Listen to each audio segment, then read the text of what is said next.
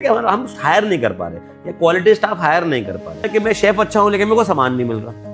क्यों? मेरा ओनर समझ नहीं पा रहा कि इंडस्ट्री की रिक्वायरमेंट क्या है। Industry cloud kitchen is a very good model. If your food travels well then come you want to do a fine dining और नॉट। जहां पर हम जाते हैं, आज हमारा बर्थडे है, आज एनिवर्सरी है, let's go for an experience. Equipment कितनी जगह में आएगा और वो ideal maximum utilisation, optimum utilisation of the space.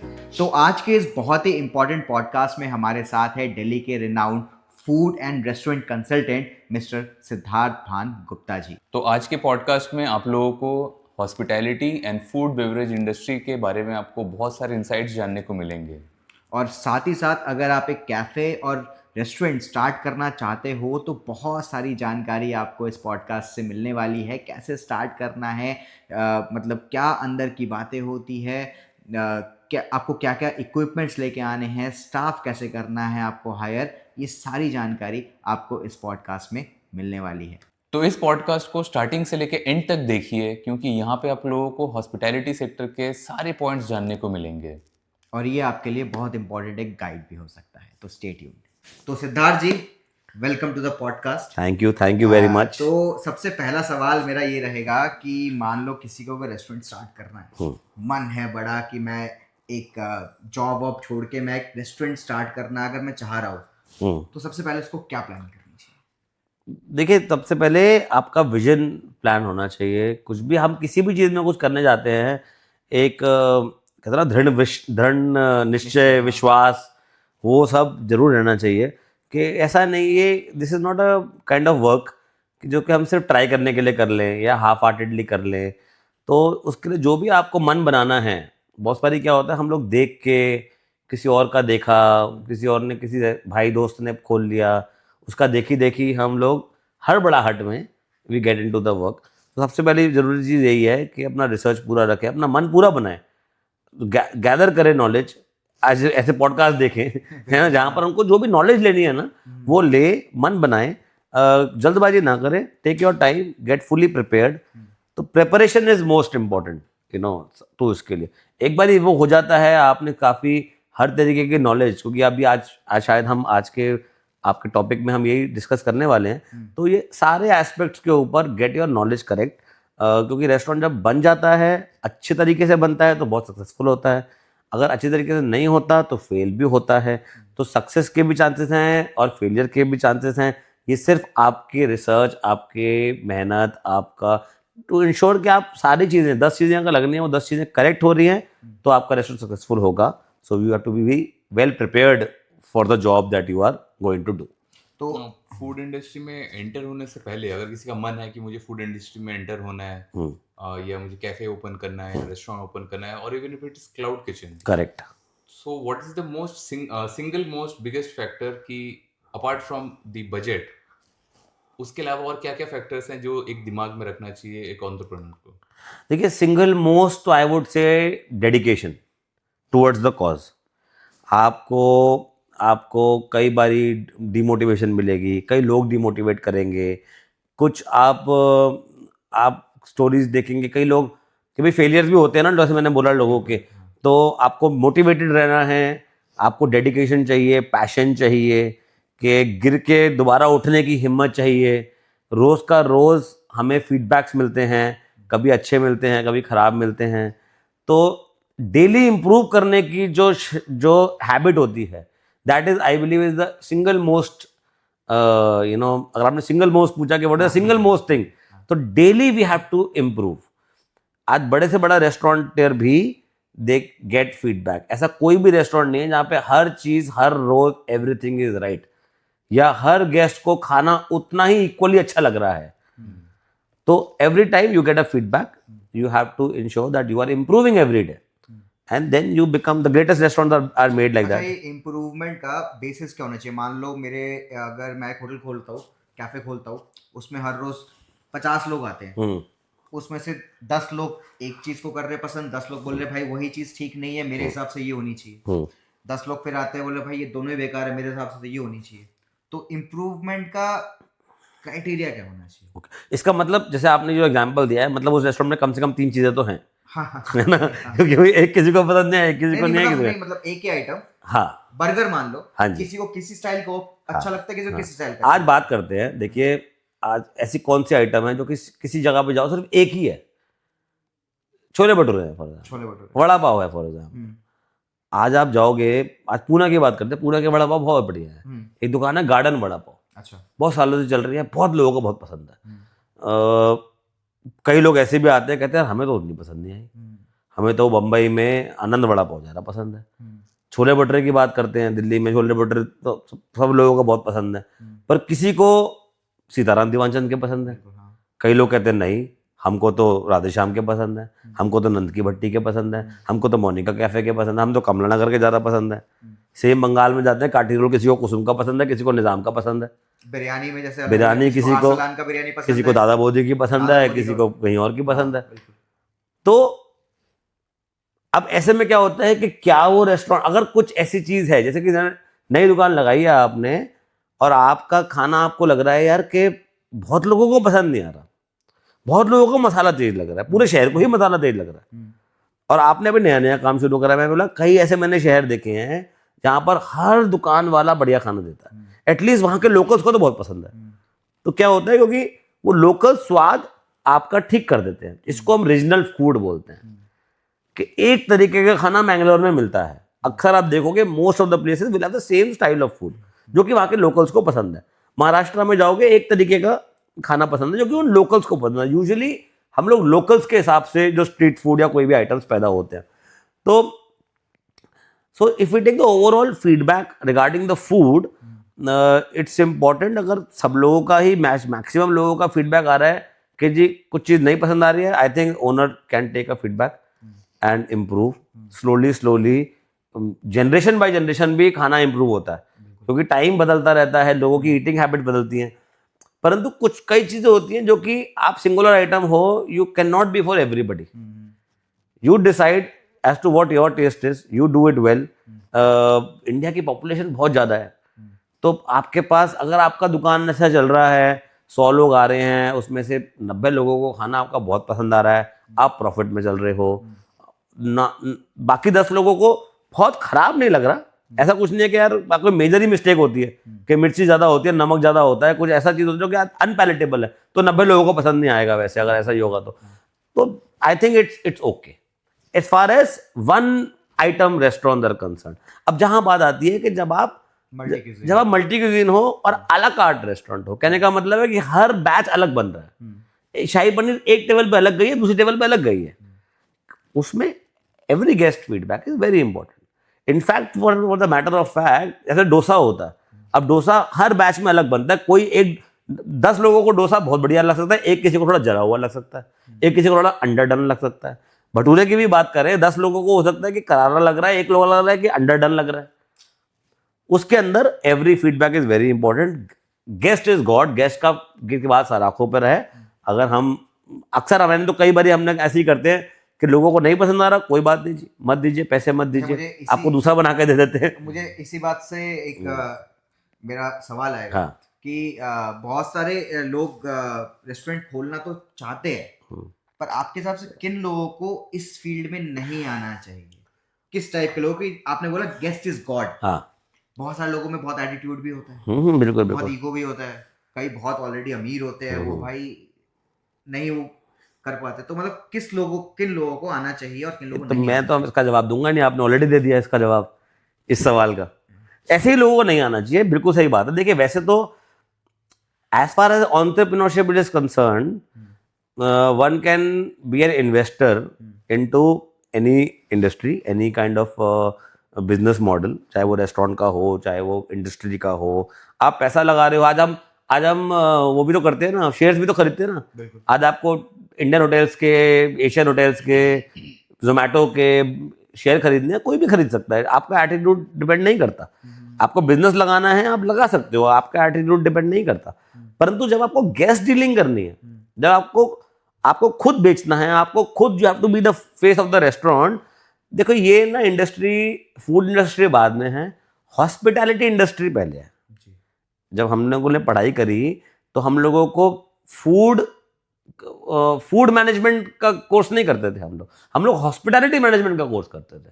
वो हमको खाना बनाना तो आदमी सीख लेता है, खाने का बिजनेस कैसे चलाना है, खाने की सर्विस कैसे करनी है, गेस्ट को कैसा, हमारा जब से 101 वी कॉल इट F&B 101, मतलब जो मेरा पहला, जब मैं अपने कॉलेज में पहला F&B लेक्चर में गया था, हमारे कॉलेज पहुंचने से पहले वहां पर लिखा हुआ था rule number 1 guest is always right, rule number 2 if the guest is not right refer rule number 1 that guest is always right. So this is something which is ingrained.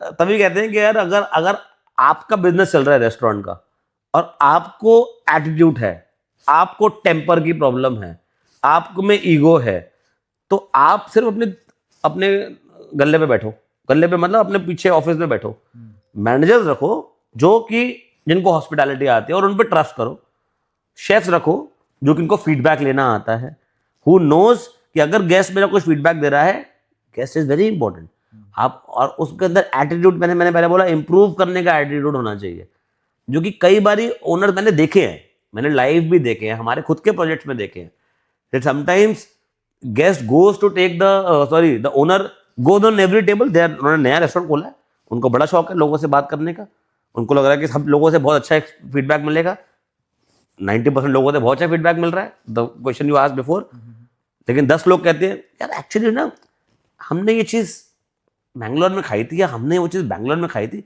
ऐसा स्वाद नहीं था। अब मैंने ऐसे भी अपने क्लाइंट्स देखे हैं जो कहते हैं कि oh I am interested to know what you are saying, oh we are really sorry, we are trying our best, we are just starting out, your feedback is very important, we will change this for you, आपके लिए मैं कुछ और देता हूँ। यार वो guest का एटीट्यूड, जो गेस्ट को लगता है कि यार ये तो वाओ यार, ओनर इज सो हम्बल, क्या उन्होंने फीडबैक लिया, उनको बहुत अच्छा लगता है, वो दोबारा 100% आते हैं, चाहे उनको नहीं पसंद आया हो। और वहीं पर ही मैंने तो ऐसे भी क्लाइंट देखे हैं, ओनर देखे हैं जो कहते हैं नहीं जी हमने तो बहुत रिसर्च करी है, वहां पर तो वैसे ही होता है। और वो मैं देख रहा हूँ, वो बंदा कह रहा है कि जी मैं जिस कम्युनिटी का आप खाना दे रहे हो मैं उसी कम्युनिटी का हूँ, है ना, आप तो फलानी दूसरी कम्युनिटी के हो, ये हमारे घर में रोज बनता है। तो मैं 2 बातों के बाद फिर तीसरे बार गेस्ट नहीं देता। ट्रेडिशनली चली आ रही अब क्या होता है, इस एटीट्यूड से हो सकता है उसने फीडबैक तो एक ही डिश का दिया, उसको 6 डिश अच्छी लगी थी, पर उसको लगा यार मैं कुछ फीडबैक दे रहा था, इनकी इंप्रूवमेंट के लिए दे रहा था, इन्होंने उसको बड़े नेगेटिवली ले लिया या बड़ा डिफेंसिवली रिप्लाई कर दिया, है ना, या उसको सीरियसली नहीं लिया, तो यहाँ पर गेस्ट की ईगो हर्ट हो जाती है। गेस्ट माइट नॉट कम क्योंकि यार उनको लगता है कि they don't pay heed to our important. तो ऐसे लोगों को I think it very difficult for them to survive. या बेस्ट वे क्या होता है, you have to set up a restaurant, take a back seat, the managers today they have spent, हम कहते हैं ना एक्सपीरियंस मैनेजर लो, जिन्होंने पहले हु हैव, और इसका ये भी रीजन होता है कि आप दूसरा काम करते हो, वहां पे तो आप मालिक हो, आपको कोई फीडबैक दे नहीं था, यहाँ पर हम मालिक होते हैं फिर भी हम सेवक होते हैं। ये एक ऐसी इंडस्ट्री है, क्या है तो ओनर बट है हम सेवक ही, तो हमको तो लोग फीडबैक देंगे ही देंगे। तो जो एक्सपीरियंस लोग होते हैं जिन्होंने ऑलरेडी कई सारे फीडबैक लिए होते हैं, they know how to act on the job in the pressure, they should be at the front. But I think this is the core part. बाकी तो ये इंडस्ट्री फॉर एवरीबडी, ये उनके लिए होनी चाहिए जिनको खाने का शौक है, खिलाने का शौक है, उनको कल्चर का शौक है, हिंदुस्तानी खाने का शौक है, या in general this is a very interesting industry, this is a very fun loving industry because every day there are so many different people coming in. तो ये आपका इस इंडस्ट्री में आना कैसा, मतलब आपको स्टार्टिंग से इंटरेस्ट था कि मतलब ये कैसे आया आपको? मेरा शुरू हुआ इंटरेस्ट 12वीं में, जब मेरे को समझ में आ गई कि पढ़ाई नहीं हो रही और मेरे मैथमेटिक्स में आए थे 33% नंबर। तो वैसे तो वी आर गुप्ताज और हम लोग बनिए हैं, हमारा भी फाइनेंस से बहुत नाता रहता है, और मेरे घर में भी मेरे सारे पिछले जनरेशन में they were all engineers and chartered accountant. ये हमारा एक पेट रहता है, कोई चार्टर्ड अकाउंटेंसी कर लो, इंजीनियरिंग कर लो, परंतु जब मैथमेटिक्स में 33 नंबर आएंगे तो आप क्या ही आप करोगे। बेसिकली मैंने भी एक 12th में आर्टिकल पढ़ा था जब मैं 12th पास ही कर रहा था, ऑल्दो नीडलेस टू से मेरे मार्क्स बहुत अच्छे थे, सिर्फ मैथमेटिक्स में खराब थे, वैसे मोर देन 80% थे। I was quite a bright student, but I used to play cricket and all, I was very outgoing, I love to go out, talk to people. I've had a slight personality, you know, I was an extrovert, who wants to see a lot of things.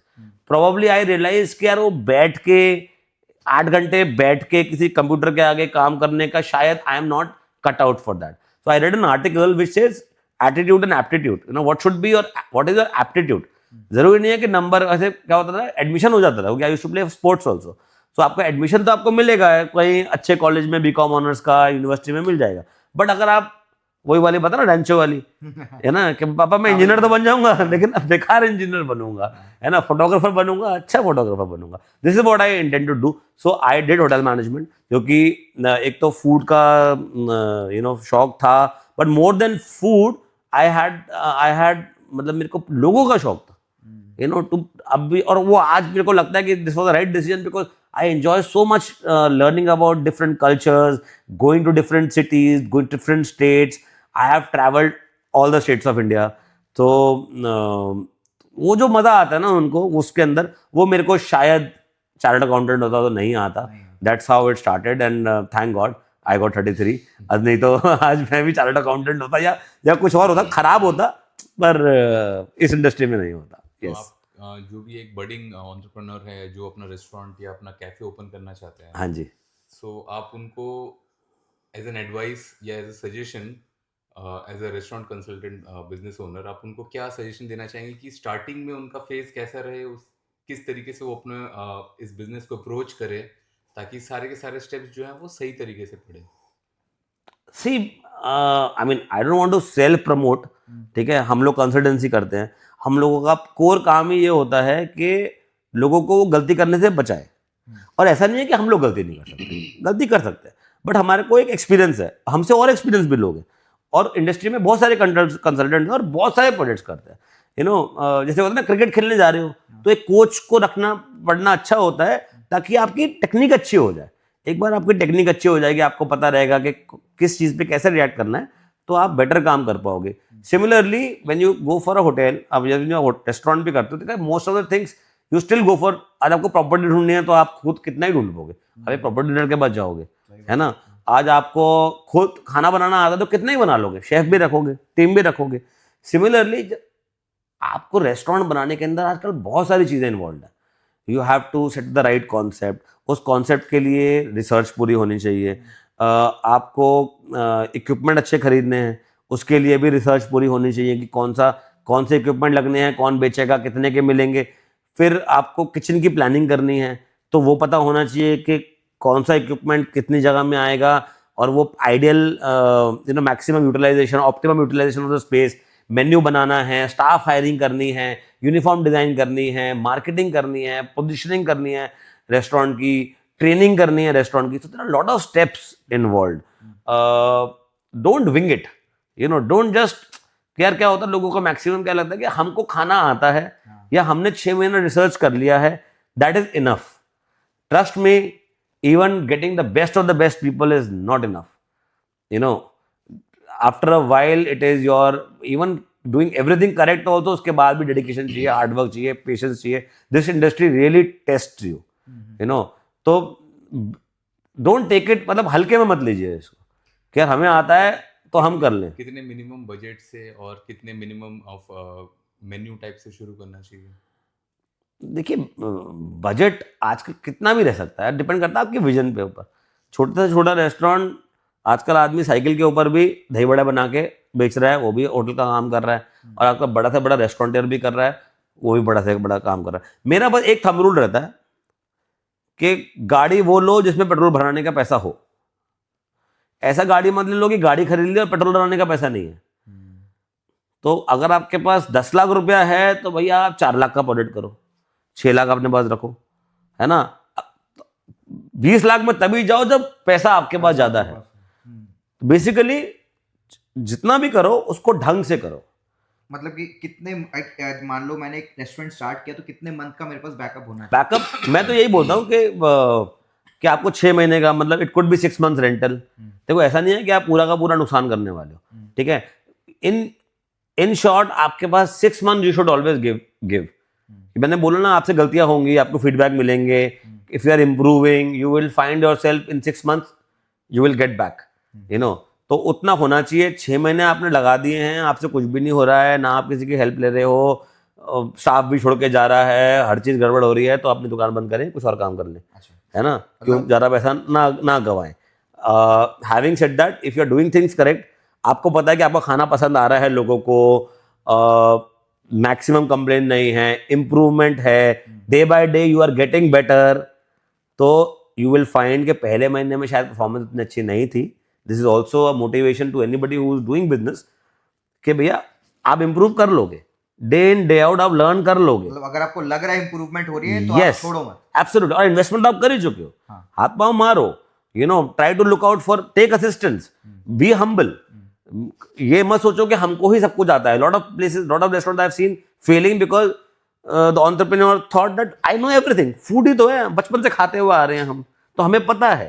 Don't be a know it all, this kind of attitudes take you down.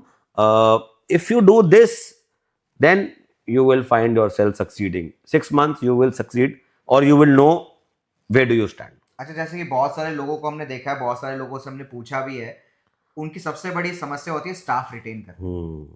True. और बहुत सारे cafes restaurant बंद भी इसी चक्कर में हो जाते हैं कि उनको या तो स्टाफ बना बनाया रेस्टोरेंट काम चलता हुआ स्टाफ उनका छोड़ के चला जाता है, दूसरा स्टाफ नहीं मिल रहा होता।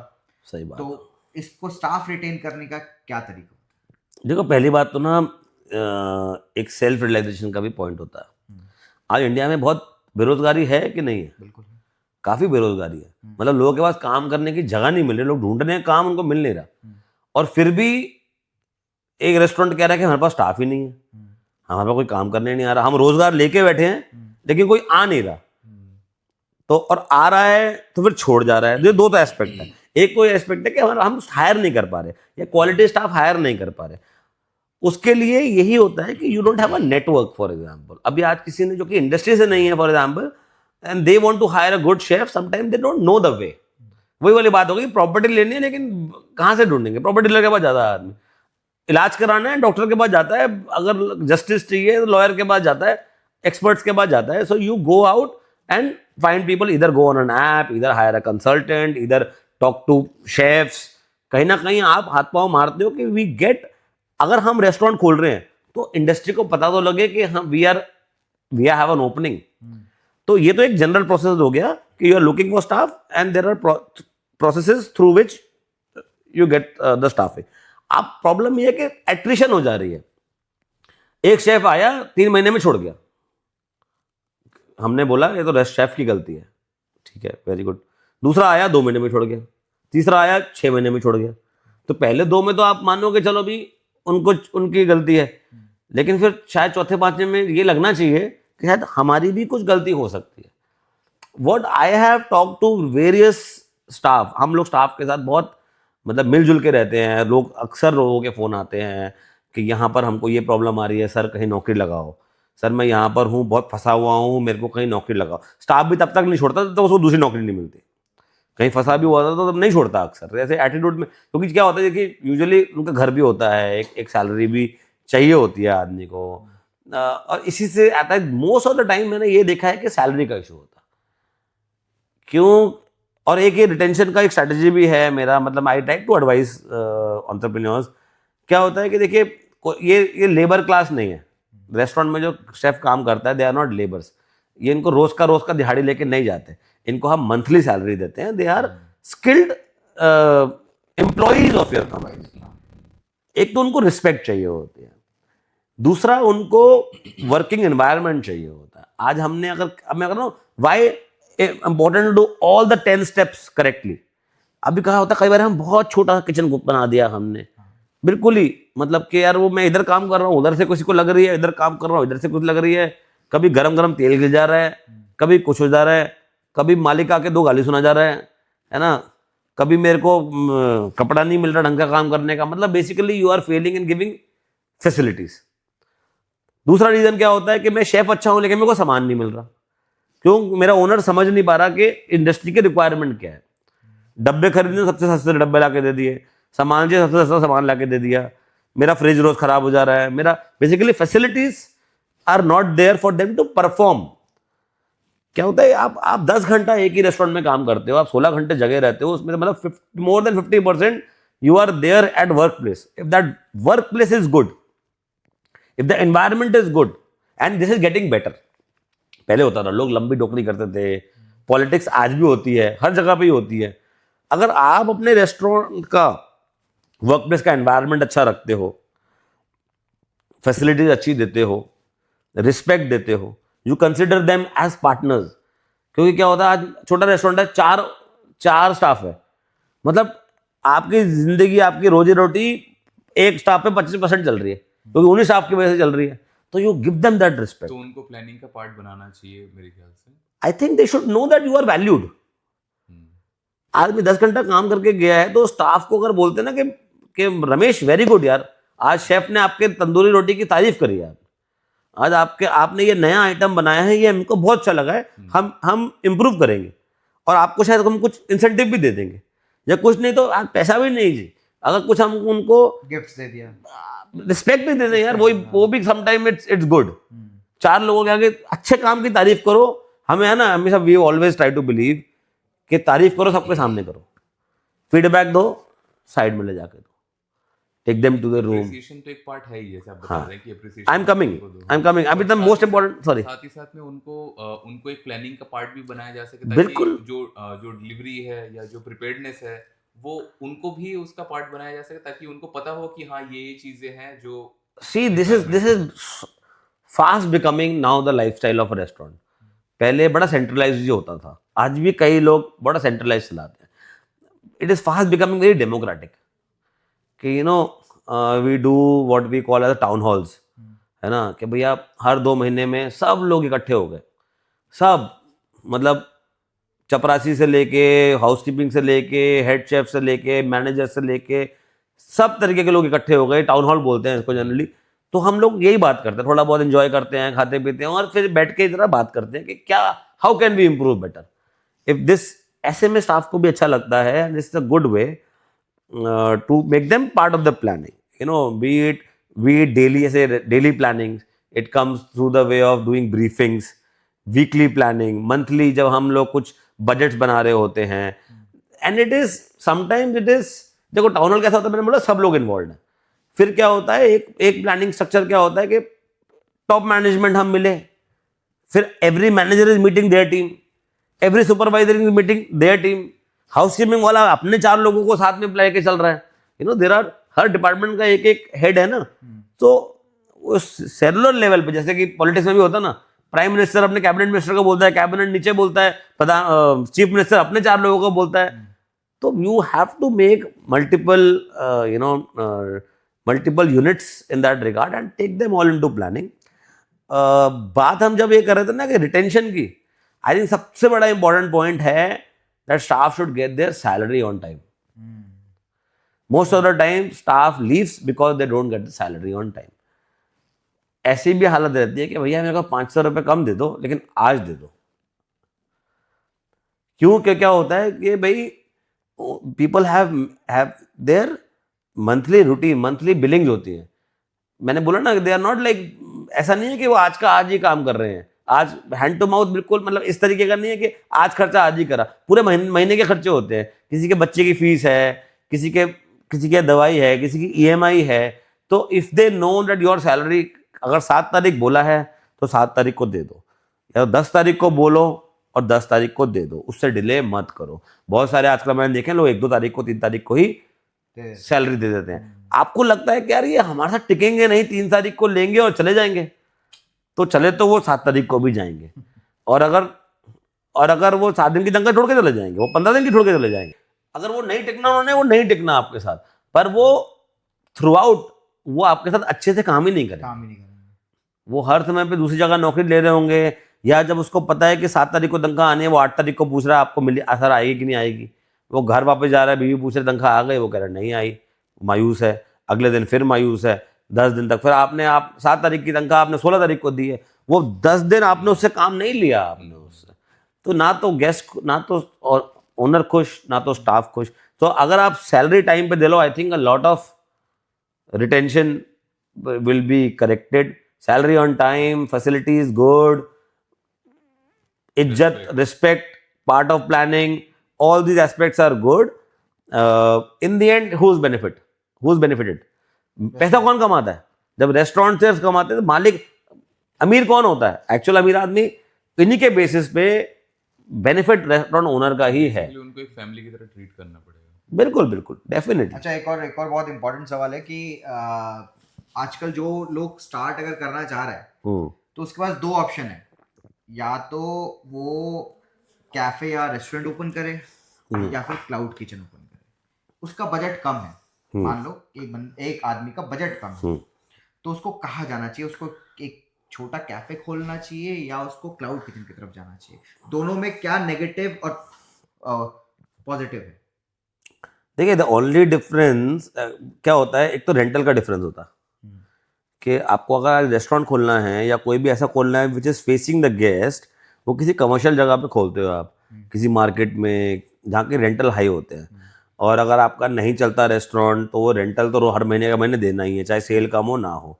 कोरोना के टाइम पे लोग रेस्टोरेंट बंद हो रहे थे, लोग मतलब बंद था लेकिन हमें सेल देनी थी. आज कई समय पे ऐसा होता है कि rental becomes very high for people. तो the main difference is rental. आप आप पीछे करते हो तो किसी भी ऐसी जगह पे कर लेते हो, कहीं फर्स्ट फ्लोर पे कर लिया आपने क्लाउड किचन, किसी नॉन कमर्शियल जगह पे कर लिया. दिल्ली में या बॉम्बे में भी ऐसे सस्ती जगहें होती हैं, या गांव का इलाका होता है, लाल डोरे का इलाका होता है, इंडस्ट्रियल एरिया होता है, लोग वहां से कर लेते हैं, सस्ता पड़ता है. तो to enter into this industry, cloud kitchen is a very good model if your food travels well. आज आप डोसा क्लाउड किचन में खोलोगे तो आपका बिजनेस नहीं चलेगा, क्योंकि डोसा तो करारा करारा गैस तक पहुंचे तभी अच्छा है, डिलीवरी में उतना अच्छा नहीं चलता. हाँ, बिरयानी लोग क्लाउड किचन में कर लेते हैं, लोग इंडियन रेस्टोरेंट भी क्लाउड किचन में कर लेते हैं. बहुत सारे बिजनेसेस हैं जो लोग क्लाउड किचन में कर लेते हैं, और आपको भी एक प्रूफ ऑफ कॉन्सेप्ट मिल जाता है. आपको कोई भी डेकोरेशन पे पैसा नहीं लगाना पड़ता.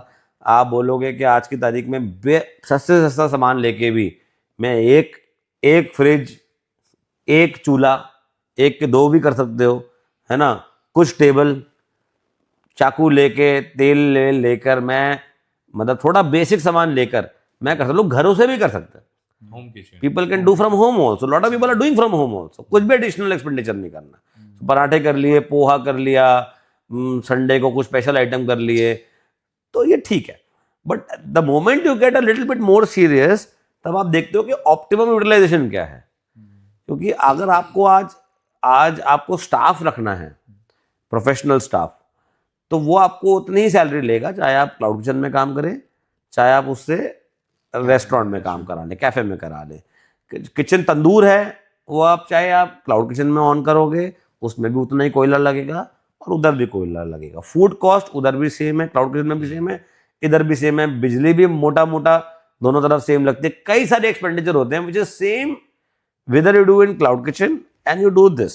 तो अगर मैं कहता हूँ बेसिक सेटअप के साथ भी करना चाहते हो, क्योंकि देखिए let's say for example take away outlet. A take away outlet has all the features of cloud kitchen. आप डिलीवरी तो कर ही सकते हो, बट वहां पर चलता फिरता आदमी आपको डिस्कवर भी कर लेता कि यार अरे दिख गया यार, ये तो कबाब दे रहे हैं, है ना. वो डिलीवरी तो चल ही रही है, जोमेटो स्विगी पे चल ही रहा है, लेकिन आपको वो भी हो जाता है, ज़्यादा उसके अंदर एक्सपेंडिचर नहीं है. तो जहां तक आप अगर बात आती है कि cloud kitchen versus takeaway outlet, तो एक्सपेंडिचर सिर्फ रेंटल का है. Do your mathematics. अगर आइटम अच्छा है तो it is benefited to go to takeaway outlet than a cloud kitchen, unless you want to do a big kitchen. तब आपको रेंटल में फर्क होता है. Difference is only rental. Second comes when you want to set up a restaurant. कई ऐसी भी चीजें होती हैं जहां आप कहते हो यार कि ठीक है, मैंने टेक अवे लगा लिया, मैं 10-15 सीटिंग भी लगा लेता हूँ, लोग खाना खाने के लिए आ रहे हैं, डेकोर के लिए नहीं आ रहे. एसी भी नहीं चलाना मैंने, बेयर मिनिमम कि लोगों खाने में है. तो आप सोच सकते हो कि यार चलो ठीक है, मैं 20,000 रुपये और दे रहा हूँ रेंटल, मेरे पास 20 लोगों की बिठाने की भी जगह होगी. क्लाउड किचन का काम तो यहाँ से भी चल रहा है, डिलीवरी तो मैं इस किचन से भी दे रहा हूँ, प्लस मेरे पास 20 लोगों की बिठाने की जगह भी हो गई. नॉर्मल प्लास्टिक की टेबल कुर्सी पर लोग खा के चले गए. वो भी आप एक नेक्स्ट स्टेप ले सकते हो. Then come you want to do a fine dining और नॉट, जहां पर हम जाते हैं, आज हमारा बर्थडे है, आज एनिवर्सरी है, let's go for an experience, है ना। यहाँ पर इंडियन खाना आएगा, कुछ कवाली भी होगी, कुछ म्यूजिक भी होगा, कुछ डीजे होगा। Those are experiential businesses which is a different ball game all together. I think अगर आपको फूड बेस्ड करना है, cloud kitchen is a good entry level, you can do it. आजकल बहुत बड़ी बड़ी कंपनीज है जो कि क्लाउड किचन पे ही चल रही है। रेबेल फूड्स करके हैं, मेरे को फास्ट फूड चला रहे हैं, वो 4 आइटम कर रहे हैं, और अब अनगिनत कंपनी है। कई मैंने ऐसी भी देखी है जिन्होंने स्टार्टिंग क्लाउड किचन से किया, हाई एंड क्लाउड किचन किया। फिर आउटलेट ओपन कर दिया। हाई एंड मतलब एक्चुअली 700-800 रुपए का बटर चिकन दे रहे हैं, यू नो, महंगा भी दे रहे हैं और हाई एंड पैकेजिंग में दे रहे हैं, क्योंकि lot of people are there is a big market of people ordering food at home. चाहे वो केटरिंग करवानी हो, चाहे वो बर्थडेज के लिए मंगाना हो, वो मंगा तो रेस्टोरेंट से ही रहे हैं, तो फिर why do they people spend money on setting up a restaurant? क्योंकि आपका केपेक्स बढ़ जाता है। आज आपको क्लाउड किचन खोलनी है, कम रेंट, कम जगह, सिर्फ किचन इक्विपमेंट का रेंट आपने चालू कर दिया। अगर आपको अब रेस्टोरेंट खोलना है तो आपके पास 36 काम और आ गए। डेकोरेशन कराना है, इंटीरियर डेकोरेशन करना है, फर्नीचर लेना है, एसी का खर्चा है, स्टाफ का खर्चा है, सर्विस स्टाफ चाहिए। It's a different ball game all together. अगर आप क्लाउड किचन से भी उतना ही पैसा कमा सकते हो, same rate you can command, then you can go with cloud kitchen. Is a very smart model, I really comment. आपको पता है कि अब तो मेरा लोग बहुत फेमस हो गया, मैंने देखे लोग क्लाउड किचन स्टार्ट किया है और अब उन्होंने एक अच्छा फाइन डाइनिंग खोल लिया, because now they are confident, brand बन गया। आपको एक मार्केटिंग का भी टाइम मिल गया, that's also very smart way, क्योंकि आजकल बड़े सारे रेस्टोरेंट होते हैं जिनको बेस किचन की जरूरत होती है। तो you set up a base kitchen, do cloud kitchen from there, get the feedback on the taste. भैया अगर खराब निकल रहा तो सीख कर लेंगे, get that correct and then open your outlet. Pre marketing मिल गया, आपको समय मिल गया, it's a in between decision, it's a first step towards a big restaurant, that's also. किसी को restaurant, cloud kitchen, cafe open करना है तो उसका आप एंड टू एंड प्रोसेस अगर हमें बता सकें, फर्स्ट स्टेप से लेके एकदम लास्ट स्टेप तक क्या हो सकता है? वेरी गुड, ये तो मेरा बड़ा फेवरेट टॉपिक है, क्योंकि हर बार जब हम किसी क्लाइंट से भी मिलते हैं ना, हम पूरी कहानी यही सुनाते हैं। सब this is a question of very good question, this question of everybody want to set up a restaurant. तो बेसिकली क्रोनोलॉजिकली स्टेप है।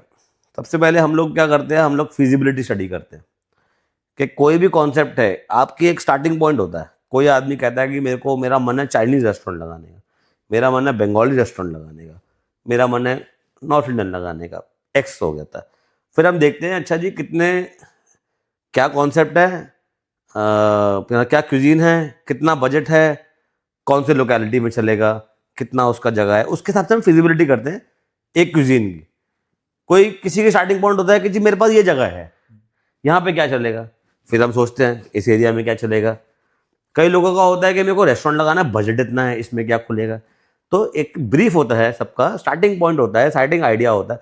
यूजुअली वो यही होता है कि उनको कोई कैफे लगाना होता है, किसी कुजीन का रेस्टोरेंट खोलना होता है, तो हम उसकी फिजिबिलिटी करते हैं या कॉन्सेप्ट, साथ ही साथ कॉन्सेप्चुअलाइजेशन भी हो जाती है कि या तो कॉन्सेप्ट है, हम उसका सोच रहे हैं कि उसको और फाइन ट्यून करते हैं फिजिबिलिटी के साथ कि किस जगह पे यहाँ पर हमारा कॉन्सेप्चुलाइजेशन विद फिजिबिलिटी मींस कि मेरा क्यूएसआर में ज़्यादा जल्दी ज़्यादा चलेगा कि फाइन डाइनिंग ज़्यादा चलेगा, कैजुअल डाइनिंग चलेगा। क्यूएसआर मतलब क्विक सर्विस रेस्टोरेंट, जहाँ पर खाना जल्दी का जल्दी, मैकडी वगैरह जैसा, मैकडोनल्ड जैसे हो गया फॉर एग्जाम्पल। जैसे कि साउथ इंडियन भी मिलता है, आप जाते हो साउथ इंडियन क्यूएसआर भी होते हैं। गए आप रेस्टोरेंट के अंदर, डोसा आपको 4 मिनट में मिल गया, इडली रेडी आपको 3 मिनट में मिल गई, तो क्विक मतलब क्विक गए, क्विक खाया, क्विक निकल गए। बहुत ज़्यादा रेस्टोरेंट एक्सपीरियंस का मैटर नहीं होता है, पेट खाओ चले जाओ। ऑल्दो आजकल क्यूएसआर्स काफ़ी डेवलप्ड भी हो गए, तो हाँ, तो मतलब वही कि कौन सा कॉन्सेप्ट सही रहेगा। तो सेकंड पार्ट इज कॉन्सेप्चुअलाइजेशन। आपको बार खोलना है तो उसका क्या कॉन्सेप्ट होना चाहिए, क्या हम नया क्या लाने वाले हैं।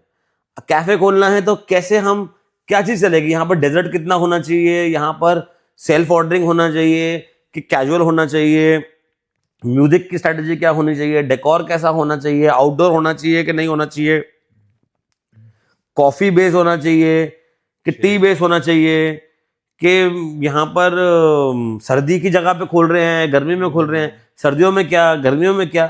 तो concept is a very wide thing, but you create a think in mind कि हाँ ये मेरा कॉन्सेप्ट है। तो you do feasibility, you do a concept. Of course आप फिर उसके बाद जगह देखते हो, ये कॉन्सेप्ट इन माइंड है, जगह कौन सी। अगर आपने फिजिबिलिटी अच्छी करी है ना, जिसको हम लोग बाइबल भी एक तरीके से, हमारा फर्स्ट स्टेप भी यही होता था, तो आपको पता सब चीज़ों का आंसर मिल जाएगा आपको कि फिजिबिलिटी में मेरे को लगता है कि जी के 2 के अंदर दुकान खोलनी चाहिए, या साउथ दिल्ली में खोलनी चाहिए, या नॉर्थ दिल्ली में खोलनी चाहिए, या ऐसी जगह पे खोलनी चाहिए जहाँ पर कॉर्पोरेट ज़्यादा हो, या ऐसी जगह पे खोलनी चाहिए जहाँ पे स्कूल कॉलेज हो। तो यू नो कि हाँ यार, मेरे को रफली मेरे को इस जगह पे मेरे को जगह ढूंढनी है। Then you scout for a place as per the feasibility again, कि मेरे को 800 स्क्वायर फीट की जगह लगेगी, 250 स्क्वायर फीट की लगेगी। वो ध्यान में रखना होता है कि इक्विपमेंट कितने लगेंगे उसके अंदर।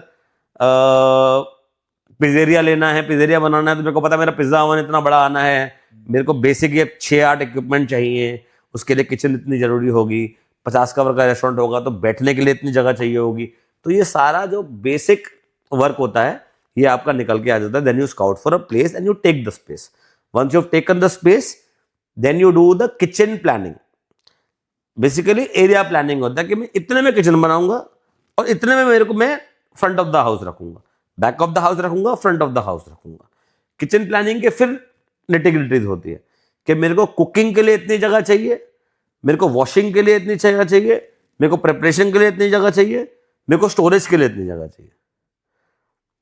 कुछ कुजीन ऐसे भी होते हैं जहां पर हम कहते हैं कि हम बेस किचन करेंगे, क्योंकि महंगी जगह पे हैं।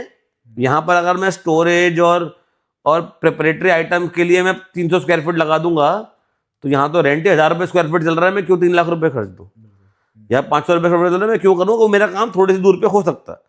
तो वो वाली प्लानिंग भी रहती है। But basically you have to plan your kitchen, you have to plan your supply chain. आप वेंडर्स डिसाइड करते हो, ये किचन के एस्पेक्ट से। But front of the house के एस्पेक्ट से आप इन सब, जैसे ही लोकेशन होती है, आप एक, अगर वो रेस्टोरेंट सिटिंग रेस्टोरेंट है, आप एक आर्किटेक्ट को ऑन बोर्ड करते हो जो कि आर्किटेक्चर इंटीरियर डिजाइनिंग करता है, साथ के साथ सिविल कॉन्ट्रैक्टर को भी हायर करते हो। या तो वो टर्न की भी हो सकता है, या तो फिर वो इंडिविजुअली भी आप हायर कर सकते हो। डिजाइन आपने एक से करवाया और सिविल वर्क आपने as per design, as per drawing दूसरे से करा। आर्किटेक्ट होता है वो सिटिंग एरिया का ही डिजाइन करते हैं या वो किचन एरिया का भी किचन एरिया का उनको नॉलेज होता नहीं है, जैसे हमको आर्किटेक्चर का नॉलेज नहीं होता। बेसिक अंडरस्टैंडिंग होती है। आर्किटेक्ट को भी, जो रेस्टोरेंट्स ही करते हैं, उनको एक बेसिक अंडरस्टैंडिंग होती है। अगर उन्होंने 6 रेस्टोरेंट करे हैं, उनको पता है यार कि इसके अंदर इनको अगर गैस वगैरह चल रही है तो इनको पाइपलाइन, सॉरी, डक्टिंग लगेगी, इनको फ्लोरिंग इस चीज की लगेगी, इनको अगर हम लोग ड्रेनेज बना रहे हैं तो ड्रेनेज में ग्रेडियंट स्लोप बनाना है। या फिर उनको ये भी आइडिया होता है आर्किटेक्ट को कि लाइव किचन अच्छा लगेगा रेस्टोरेंट के साथ कि नहीं लगेगा, या किचन में तो somebody who is experienced, for example हम लोग आर्किटेक्ट नहीं है, बट प्रोजेक्ट्स करते करते आर्किटेक्ट के साथ बैठते समझते हमको एक बेसिक अंडरस्टैंडिंग हो जाएगी। Basically the structural thing also see, एक बड़ा एक और मैं एस्पेक्ट बोलूंगा कि जैसे वो हिंदी में कहावत होती है ना, नीम हकीम खतराए जान। किसी चीज की आपको हाफ नॉलेज है तो उसकी फुल रिस्पॉन्सिबिलिटी नहीं ली जाए। यूजुअली कैसा वर्क करता है कि जो आर्किटेक्ट होता है, जो इंटीरियर भी कर रहा होता है, आप what we do as a consultant, as a restaurant consultant, we are not just kitchen consultant, we are restaurant consultant. या ओनर भी होता है, वो तो पूरी सभी की रिस्पॉन्सिबिलिटी है उसकी। तो हम लोग ब्रीफ देते हैं आर्किटेक्ट को कि एज पर कॉन्सेप्ट हमें एक बार चाहिए, हमें एक लाइव बेकरी का काउंटर लगाना है, हमें इधर एक और डिस्प्ले यूनिट चाहिए, हमें थोड़ा सा आउटडोर चाहिए, इतने सीटिंग हमें आउटडोर चाहिए, इतने सीटिंग हमें इंडोर चाहिए। मैं इधर 6 की टेबल बनाना चाहता हूं, इधर मैं प्राइवेट डाइनिंग रूम बनाना चाहता हूं, या मैं एक प्राइवेट डाइनिंग रूम बनाना चाहता हूं। तो architect gives, very good architect also have a lot of knowledge of ergonomy also, like कि मूवमेंट क्या रहेगी रेस्टोरेंट के अंदर। एक दरवाजे के आगे टेबल नहीं डिसाइड करेंगे वो, है ना, या कहीं पर वो मैन मूवमेंट देखेंगे कि कैसे हो रही है। तो an experience architect is very good for the project, experience consultant is also very good for the project. अगर वो आपस में कोलैबोरेट करके काम करते हैं तो एक बहुत अच्छा प्रोजेक्ट निकल के आता है, where we understand the architects point of view, architects understand the consultants point of view. अच्छा, मान लो अगर किसी के पास इतना बजट नहीं है कि वो एक बढ़िया आर्किटेक्ट हायर कर पाए, सो उसके पास कम बजट है पर उसका ड्रीम है भाई हम्म कि मेरे को एक स्टार्ट करना है restaurant। हम्म तो वो क्या करे फिर? तो वो छोटा रेस्टोरेंट खोले। देखिए कैसा होता है, आर्किटेक्ट आज को आज आज आज मैंने क्या बोला था, मैंने एक बार पहले बार बोली थी कि गाड़ी उतनी ही ली जाए जिसमें पेट्रोल भराने के पैसे हो। हाँ तो आज अगर आप चाहते हो कि मैं आप कंपटीशन करना चाह रहे हो और रेस्टोरेंट्स के साथ, देखो इन the and it's a competitive market. If आजकल कुछ स्टाइल ऑफ रेस्टोरेंट में जहाँ जो कि लाउंजेस होते हैं, जो कि कई काम तक कैफेज भी, जो न्यू एज कैफेज होते हैं, इनमें डेकोर और ऑम्बियंस और इन्वायरमेंट बहुत इंपॉर्टेंट होता है। और आपका कंपटीशन है दूसरों के साथ। अगर आप उस वाले कंपटीशन में जा रहे हो कि कॉम्पीट तो कर रहे हो दूसरे रेस्टोरेंट के साथ जिन्होंने बहुत बढ़िया आर्किटेक्ट रखे हैं, बहुत बढ़िया इंजीनियर, जिन्होंने बहुत बढ़िया इंटीरियर डिजाइनर रखे हैं, तो आप यू विल लैग बिहाइंड। तो उनसे कंपटीशन ना करा जाए, उसी में कंपटीशन किया जाए जिसका हमारे पास पैसा हो। अगर हमारे पास फॉर एग्जाम्पल बहुत सारे इंटीरियर के पैसे नहीं है, अच्छा इंटीरियर नहीं कर सकते, don't go for it, don't do it, don't get into that league, है ना। आप अपनी लीग में लड़े, आप छोटा कैफे खोलें जहां पर बहुत ज्यादा जरूरी नहीं है। अच्छे वैसे बहुत सारे लोग मैंने देखे हैं जो कि बहुत मतलब ऑर्गेनिकली खुद भी डिजाइन कर लेते हैं। बहुत सारे लोग खुद खाना भी बना लेते हैं। बट अगेन क्या होता है, परसेंटेज गेम क्या कहती है, परसेंटेज गेम क्या कहती है कि अगर 10 रेस्टोरेंट खोले हैं और 10 लोगों के बहुत अच्छे अच्छे डिजाइन हैं, जिनको बहुत अच्छा नॉलेज है, उस तरीके से करा है, और आप एक सोचते हो कि हम खुद ही कर लें सब कुछ, see know it all is a big problem. If you think you know everything, then that also अपने पाँव पे कुल्हाड़ी मारना होता। तो बट केस टू केस है। पर मेरा थंब रूल यही है, काम वही करो, पाँव उतने पसारो जितनी चादर हो। तो जितना बजट हो उसके हिसाब से ही बजट करो। ज्यादा स्ट्रेच करोगे आप तो फायदा नहीं है। कम बनाओ, अच्छा बनाओ। So alongside architecture, kitchen की प्लानिंग बड़ी जरूरी है। वो किचन की planning has to be perfect as per the menu. तो जो आप किचन प्लान करते हो मेन्यू के साथ करते हो, पहले मेन्यू इंजीनियरिंग करते हो कॉन्सेप्ट के साथ। देखो जो फिजिबिलिटी और कॉन्सेप्चुलाइजेशन है ना, वो बहुत सारे आपको जवाब दे देता है वो कि क्या मेन्यू होगा आपका। तो आप मेन्यू डिजाइन करते हो, वो भी एक मेन्यू इंजीनियरिंग होती है। This is a very specialised job. ये आप 2 आइटम करने हैं तो आप खुद सोच लो, कोई दिक्कत नहीं। लेकिन अगर पूरा मेन्यू बनाना है तो किसके साथ क्या कॉम्बिनेशंस हैं, क्या कंप्लीमेंट जाने हैं, जो कि शेफ को पता होते हैं, कंसल्टेंट को पता होते हैं।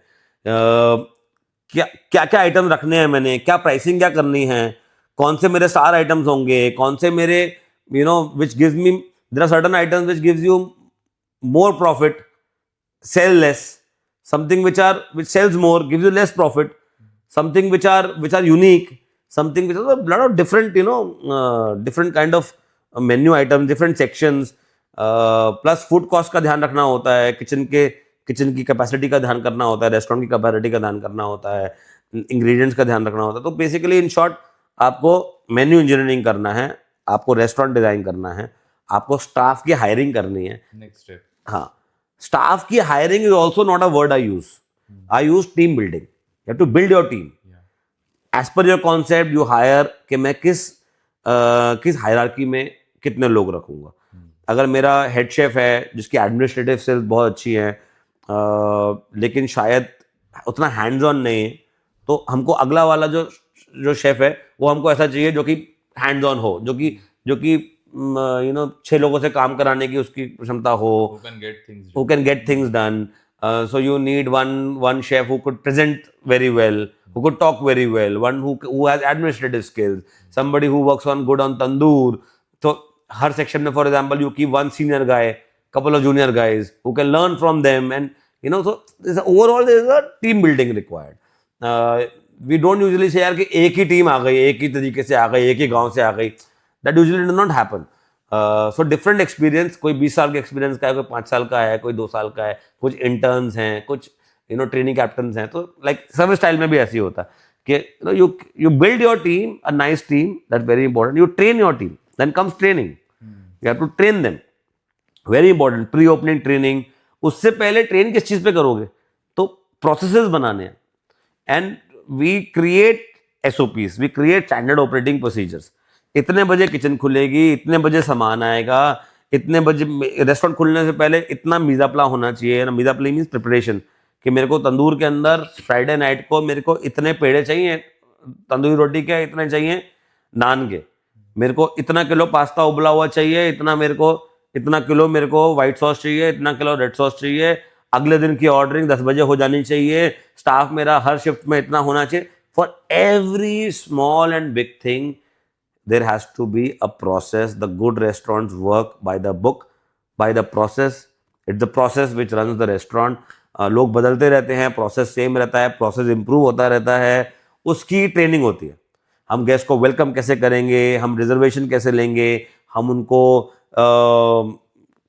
सेक्शन होते थे कि देखो स्मोकिंग सेक्शन इधर है, नॉन स्मोकिंग इधर है, इन्फेंट की पॉलिसी क्या है, किसी को पार्टी बुक करनी है उसके लिए क्या पैकेजेस हैं, सो एवरीथिंग, ऑर्डर टेकिंग की पॉलिसी क्या है, क्या हमारे स्पेशल्स हैं, क्या हमारे स्पेशल्स ऑफ द डे हैं. There are so many things. Every step of the way is in a quality restaurant is jotted down, trained. It almost becomes a muscle memory.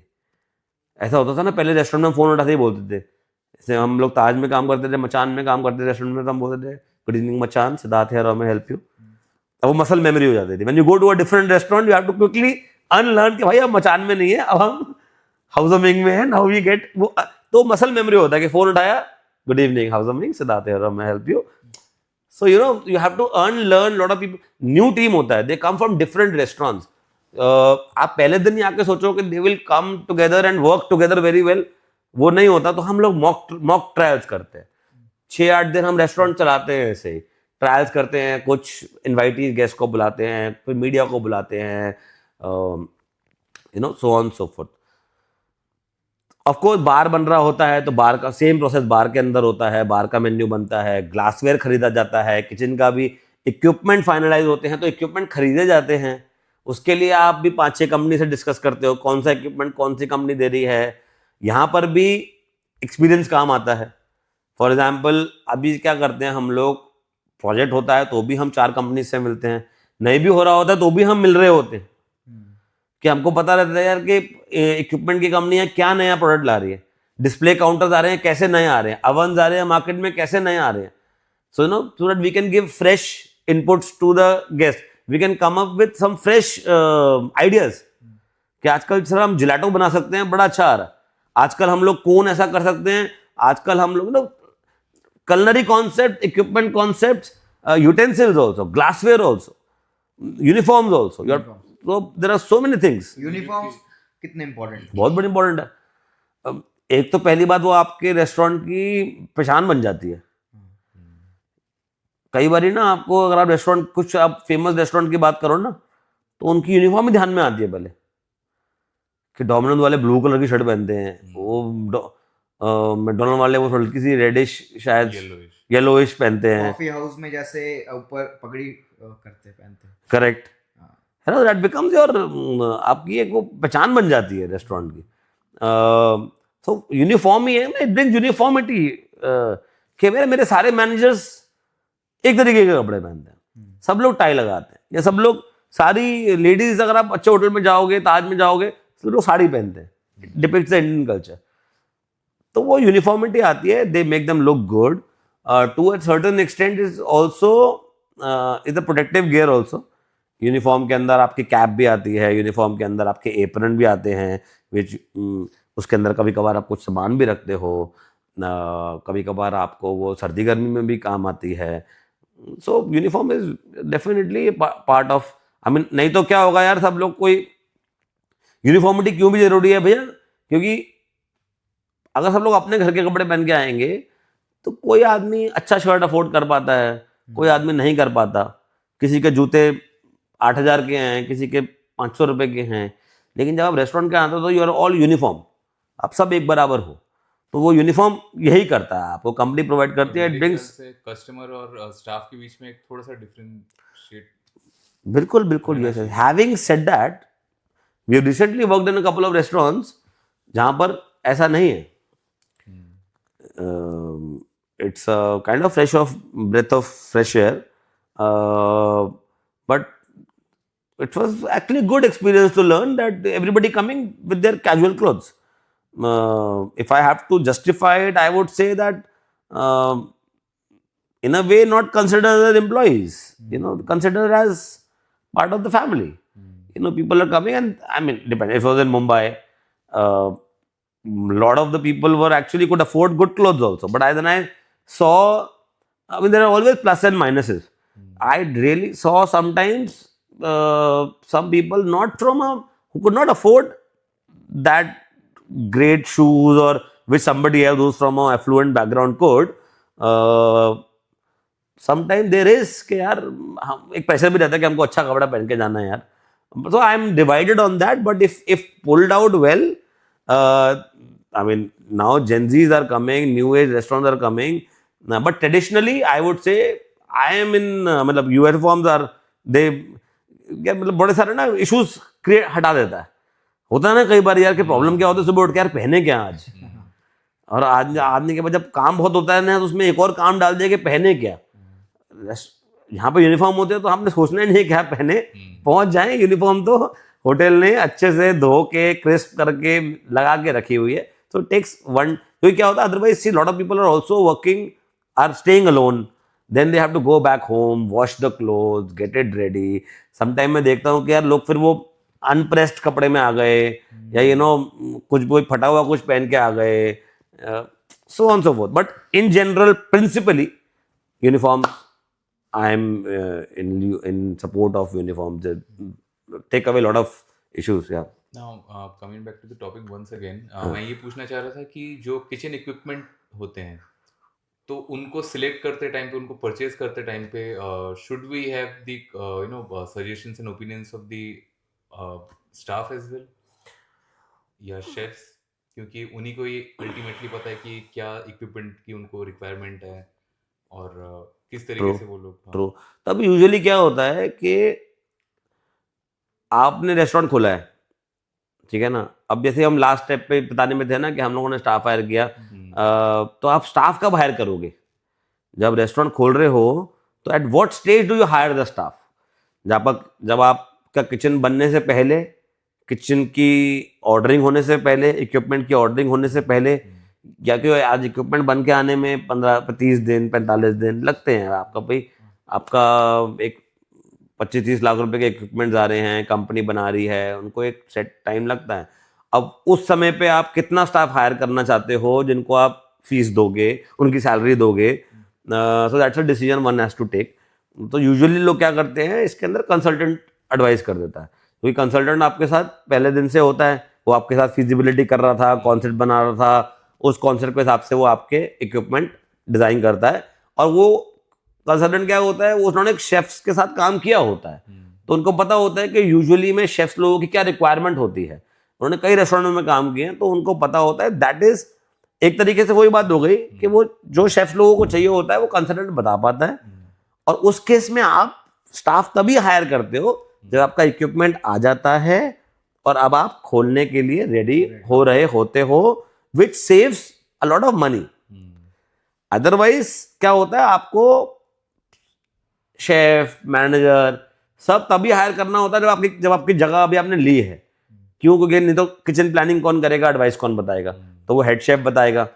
अच्छा, सारे हेड शेफ जरूरी नहीं है कि वो they are equally good in kitchen planning, क्योंकि lot of times they come on the job and everything is planned.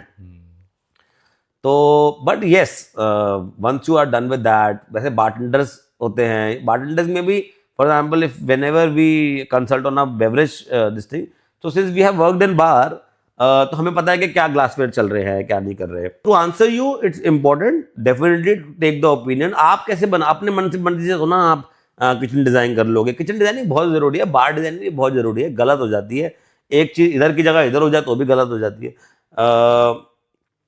तो important है.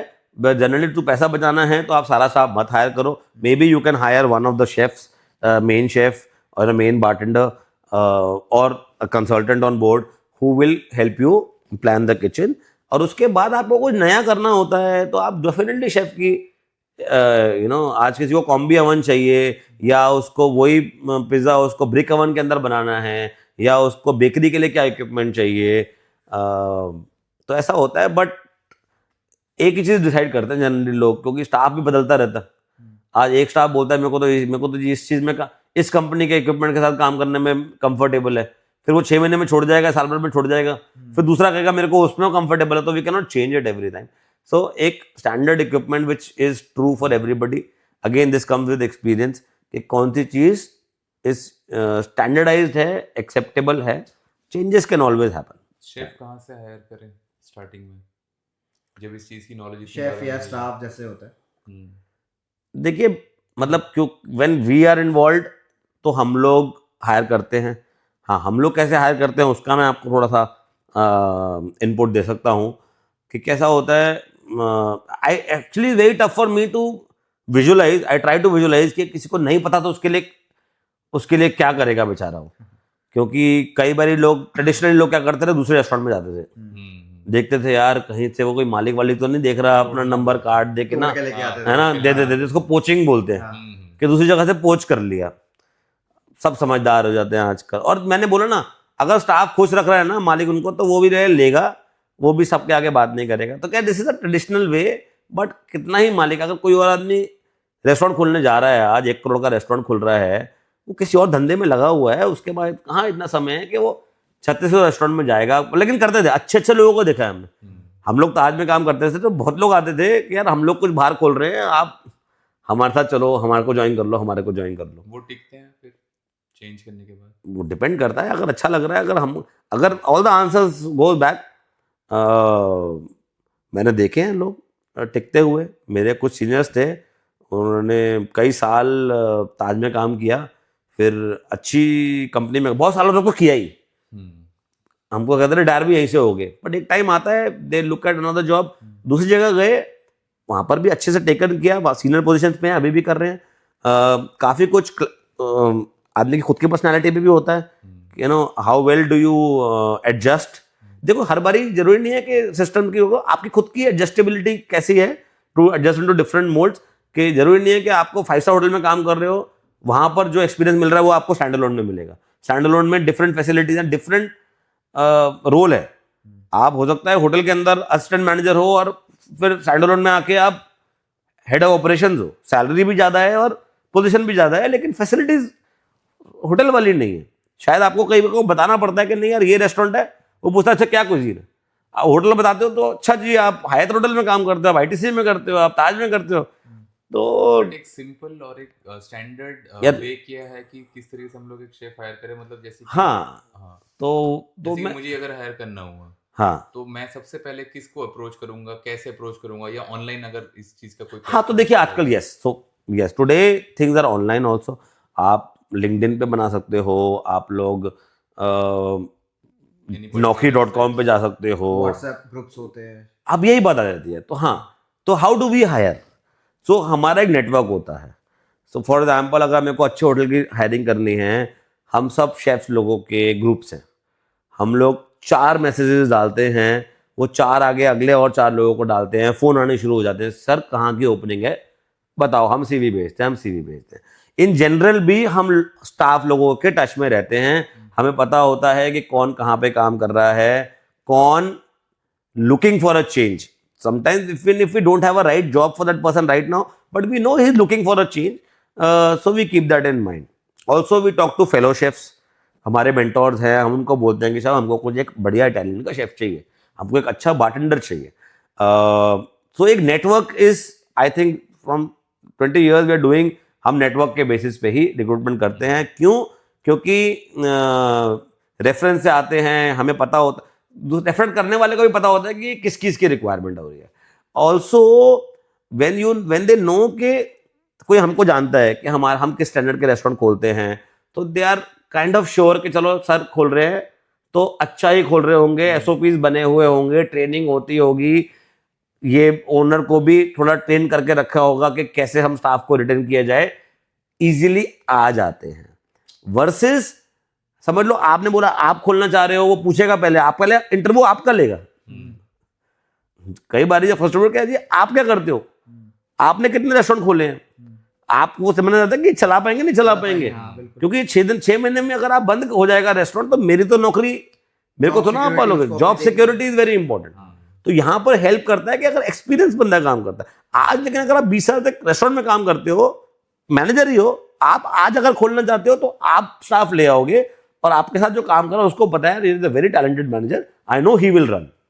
एक मैनेजर और एक शेफ मिलके खोल रहे हैं, उनको लगता है कि नहीं यार ये एक्सपीरियंस है, they will join you, industry से ही है वो लोग। इंडस्ट्री से। अब फॉर एग्जांपल क्या होता है, आप अपने लिंक्डइन पे डालते हो, आपके लिंक्डइन, आप आईटी का काम करते हो, आपके लिंक्डइन पे अभी तक जितने लोग आपको फॉलो करते हैं वो बाकी सारे भी उसी इंडस्ट्री के हैं, तो आप डाल लो पोस्ट, कोई देखने वाला आपके ऑडियंस ही नहीं है।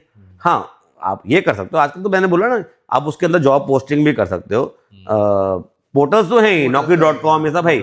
बट क्या होता है कि व्हेन वी पोस्ट और कोई भी शेफ डालता है, होटल का एचआर डालता है, उनको ऑलरेडी लोग फॉलो कर रहे होते हैं जो कि उसी इंडस्ट्री से होते हैं। सो यस, रेफरल्स की पॉइंट, देन सोशल मीडिया का हो गया आपका फेसबुक, इंस्टाग्राम, और आजकल हम लोग we are all using social media and AI to maximum. We are maximizing, optimizing the use of artificial intelligence. Algorithms होते हैं, we know that we have posted something, it will read the right person. तो it's a beautiful thing.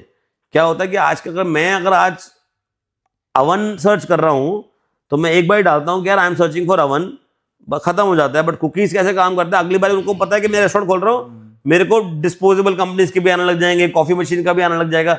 It becomes एक interesting point है कि hotel industry या restaurant industry में AI का क्या इम्पैक्ट, अरे मैक्स, क्या अरे impact होने वाला है? सी देखो, तो there are two type of things. एक होता है ना, हम लोग क्या सोचते थे एआई का कि यार खाना रोबोट बनाएगा, है ना, तो it will be a great day कि यार वो तंदूर में नान लगता है ना, अभी तक उसके हाथ जल जाते हैं बेचारों के, ठीक है ना, कि यार कोई बात नहीं, हम तो तंदूरिया बोलेगा, मैं तो रेसिपी डाल देता हूँ, मेरे को रेसिपी पता है, मेरा तो वो डाल देगा, but that's still a far away place now. And it will be great if lot of things can be automated, and they will be automated. If not today, they will become automated. क्या हो गया आजकल, देखिए ordering process has become automated, automated, scan करके order अपने आप scan करके order हो जाता है। ये तो मैं I won't say AI, see AI helps in lot of data technology yeah, so technology is really helping the industry a lot. Quick हो जाती है हर चीजें। गेस्ट, पहले हम लोग गेस्ट डेटा रिकॉर्ड करते थे, यू नो, कि भैया आज अगर आप सौरभ जी कुछ खा के गए हैं तो हम फिर जाके ना अपने सिस्टम में लिख लेते हैं कि सौरभ जी को ग्रिल्ड चिकन तो पसंद है, वो मशरूम सॉस के साथ पसंद है, इनको फलानी चीज, उनको एब्सोल्यूट के साथ हाफ सोडा हाफ वाटर लेते हैं वो, या वो एब्सोल्यूटली लेते हैं, यू नो। ये सब जो हमारी मेंटल एआई चलता था, हमारा एक्चुअल इंटेलिजेंस होता था कि हमको पता होता था कि आज वो ये कर रहे हैं। दोज थिंग्स सब फीड हो जाता है, ठीक है ना। उसके बाद वो डेटा की जो माइनिंग होती है, that happens through AI happens. Now it talk about in general what people are able to use to market, they are able to use AI, they are making all interesting videos. Lot of time क्या होता है ना, जैसे कि आज we could talk well और we could express कि यार ये खाना beautifully cooked char grilled chicken served with some saffron sauce and highly plugged from mountain, we can all talk. What if somebody cannot talk or doesn't have time to talk? आजकल AI के videos आ रहे हैं, किसी का भी डालो, introvert जो होगा, इंट्रोवर्ट हम नहीं होगा, will just do some prompts, make some videos, cooking में भी एडवर्टाइजमेंट आ जाता है। कुकिंग में भी एआई का यूज कर रहे हैं लोग आजकल actively. See, as of today it's not very prevalent, but work is being done, and I'm very sure, give it year and a half, and because a lot of जगह पे देखा था, see what I'm saying, सबले भी बता मैंने एक जगह देखा था कि एक फेमस बिरयानी चेन है, तो वो लोग अपने किचन में एआई एनेबल्ड कैमरास यूज करते हैं टू मेंटेन जो एक आपने बताया ना, एक स्टैंडर्ड जो रेसिपीज होते हैं, कितना मसाला गिर रहा है, कितना मसाला जा रहा है, Yeah. कितना राइस उसमें Yeah. डाला जा रहा है, तो वो Absolutely. सब कुछ मॉनिटर किया जाता है through AI enabled. absolutely lot of equipment companies are using combi ovens आ रहे हैं, वो सब। सी कैसा होगा, जैसे कि आज हम डोसा बैटर करते हैं, आई एम जस्ट सेइंग कि कहाँ यूज हो सकता है कि यार according to the temperature it can tell कि यार इतने मिनट में ये फर्मेंट हो जाएगा, या इतने मिनट में ये बिरयानी इस समय पे ये इतनी आंच है तो इतने मिनट में रेडी हो जाएगी, सीटी बज जाएगी। तो क्या होता था पहले, दम की बिरयानी बनती है, हमने दम पे चढ़ा दिया, अब वो शेफ को पता है, अब तो कवर हो गया, अब शेफ को पता है कब वो तैयार हो गई। आवाज सुनते थे ऐसे लगा के कि अब आवाज नहीं आ रही, ये नहीं आ रही है ना, अब वो सिर्फ खान सामा ही, बढ़िया वाला खान सामा ही बना पाता था biryani. I am sure in some time और even if now it will come कि यार इस समय पे बिरयानी ये दम से ही रेडी हो जाएगी। तो कॉम्बी ओवन्स वगैरह आने शुरू हो गए हैं कि वो आपको वो एक्सपीरियंस दे रहे हैं कि यार ये चीज़ इतनी देर में आप उसके अंदर रेसिपीज फीड कर दो। आते हैं एक मेरी शेफ के इक्विपमेंट्स आ रहे हैं, रैशनल के कॉम्बी ओवन्स आ रहे हैं, lots of different equipment companies are we are not paid by these companies to talk about them but just what I've been saying that you feed recipes 200 recipe 300 recipe और आप just सामान डालो और आप उसको choose कर दो और वो पक के आ जाता है एग्जैक्ट रेसिपी के साथ, एग्जैक्ट कुकिंग टेम्परेचर के साथ। तो दिस गोइंग टू इवॉल्व। जैसे होता ना जब Pentium 1 आया था और हमको लगता था यार कि कंप्यूटर आ गया, तो अभी तो Pentium 1 भी नहीं आया AI का, अभी तो इट्स वेरी खा लेगा पहले। हाँ नहीं, that is and actually we are not take people to talk about it, ठीक है ना, but I would say a chef would be very happy कि अगर उसको बहुत सारी चीज खुद ना करनी पड़े। एग्जैक्टली। फिर वो सोच लगाए कि कैसे मैं इम्प्रूव करूं क्रिएटिविटी में। अच्छा, अभी थोड़ा एआई से हम लोग बाहर निकलते हैं। एआई से बाहर निकल के हम लोग ये जानना सबसे इम्पोर्टेंट है कि अगर कोई खोल रहा रेस्टोरेंट, हमने सारे प्रोसेस पूछे, हाँ क्यूजीन कैसे हम लोग वो करे कि मेरे को ये वाला क्यूजीन करना है। Very good question. तो देखो again feasibility, when you talk about feasibility in the concept, तो तब ये सारे मतलब इट शुड नॉट बी क्या ये वाला क्यूजीन करते हैं, है ना। आप सोचो कि पहला चीज तो वही है कि हमें किस में इंटरेस्ट है। कभी कभार यही होता है कि हमारा मन ही ये करने का है, वो तो दिल की आवाज होती है। एक क्लाइंट के साथ हम काम कर रहे हैं, उन्होंने एक कैफे खोलना, प्रीमियम कैफे, थोड़ा सा कंफर्ट होना चाहिए, थोड़ा सा स्पेशियस होना चाहिए, काम जगह होनी चाहिए, that's their vision. Beautiful, we are working on that to get the right position, right location. और उसका कोई मतलब दिल की आवाज का कोई लॉजिक, कोई वो नहीं होता है, वो दिल की आवाज है, वो ड्रीम है, दैट शुड बी देयर। किसी को बिरयानी खोलनी है, किसी को बहुत क्विक सर्विस खोलना है, किसी को डोसे की, अपने घर के डोसे की याद आती है तो उसको डोसा खोलना है भैया, वही वाला जो वहां पर बनता था। तो this is one short way कि यार दिल की आवाज क्या कहती है, ठीक है। देन कम्स इन कि भैया क्या चीज चलेगी, क्या चीज किस जगह पे नहीं है। दिल्ली के अंदर, नॉर्थ दिल्ली के अंदर for example regional cuisine restaurant नहीं है, example I am just saying, there will be lot of them. या भैया साउथ दिल्ली के अंदर कैफेज चल रहे हैं, या भैया ट्रेंड चल रहा है आजकल, भैया बेन्ने डोसा का ट्रेंड चल रहा है, ये एक रीजनल कुजीन का रीजनल आइटम है। कर्नाटका में कुजीन का एक दावनगिरी में जगह है जहां पर एक लेडी ने डोसा बनाया। पहले डोसा तो ऑयल में बनाते थे, वो डोसा और घी में बनाते थे, वो व्हाइट बटर में बनाया, लोगों को बढ़िया लगा, वहां से वायरल होके वो धीरे धीरे बैंगलोर पहुंचा, बैंगलोर में और थोड़ा करारा बनाने लग गए। फिर वो पुराने वहां के मतलब होता ना लेजेंडरी दर्शनीज थे, वो चला रहे थे, विद्यार्थी भवन, CTR एक्सेट्रा। तो दर्शनी is a quick service south Indian restaurant जहां पर वेजिटेरियन आइटम, टिफिन आइटम्स मिलते हैं, अपने डोसा, इडली, वड़ा, मेरू वड़ा, कॉफी, खारा बात, केसरी बात, सिंपल बट क्विक, कम ईट गो, है ना। तो ये हुआ। फिर रामेश्वरम कैफे आ गया भैया, रामेश्वरम कैफे ने बहुत वहां पे लाइन लगने लगी, खबर आने लगी कि वो इतने करोड़ रुपए कमा रहे हैं, तो वायरल हो गया। अभी क्या है, सबको खोलना है, और बॉम्बे में बेन्ने शुरू हुआ, वहां पर भी लाइन लगने लगी। अब फिर दिल्ली में रेस्टोरेंट आया, अब दिल्ली वालों को भी वो है कि भैया देखो, and this is very good, augurs really well. मैंने आपको बोला था ना ये भैया, शायद दिस ऑफर आई टॉक कि छोला भटूरा है, अभी छोला भटूरा दिल्ली में ही है, अभी मुंबई में उतना फेमस हुआ नहीं है, वड़ा पाव दिल्ली में उतना फेमस हुआ नहीं, या पुचका, यहाँ पे गोलगप्पा बनता है, कोलकाता वाला पुचका उधर इतना नहीं चला। एक आइटम है जो कि डोसा है, डोसा इन जनरल लवली, सब जगह चलता, बट एक item benne dosa, regional item, वो और जगह फेमस हो रहा है। That is the beautiful thing that I am very happy, because there are so many dishes like that in India जो कि रीजनल हैं, और शायद उसी बहुत टेस्टी है, शायद उनकी मास अपील भी है, बट वो दे स्टक देयर बिकॉज किसी ने सोचा नहीं है, अभी लोगों ने एक्सप्लोर किया नहीं है. Lot of people have not travelled much with in India.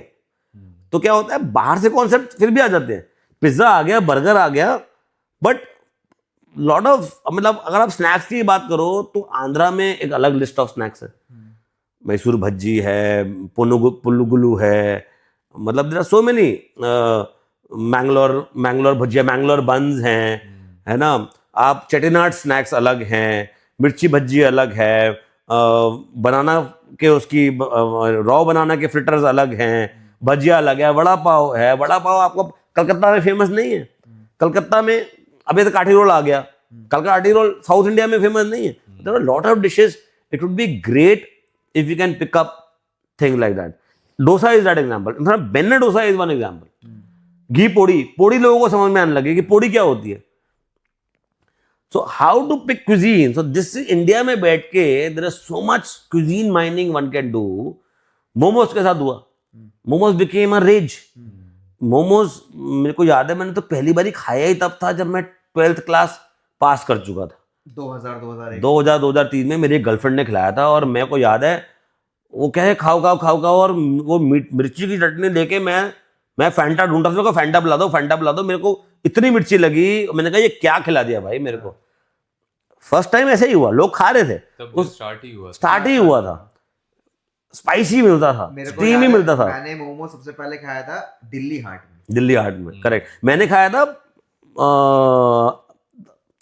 कमला नगर में, वो भी यूनिवर्सिटी के पास का एरिया था. मोमो पॉइंट पे खाया था, और एक और बाहर एक और जगह थी कॉर्नर शॉप, मिनी शॉप के सामने, वहां पर खाया था. और तब ना छोटे छोटे स्टीमर्स में रखते थे वो, मतलब वो हाफ स्टीमर ऐसा कर रखे में 4-5 पोर्शन ही आएगा. मतलब that less was the demand of the new item, and it's a Tibetan dish. So momos have become a rage right now. There are so many restaurants who are running on momos. There are QSRs which are running on momos.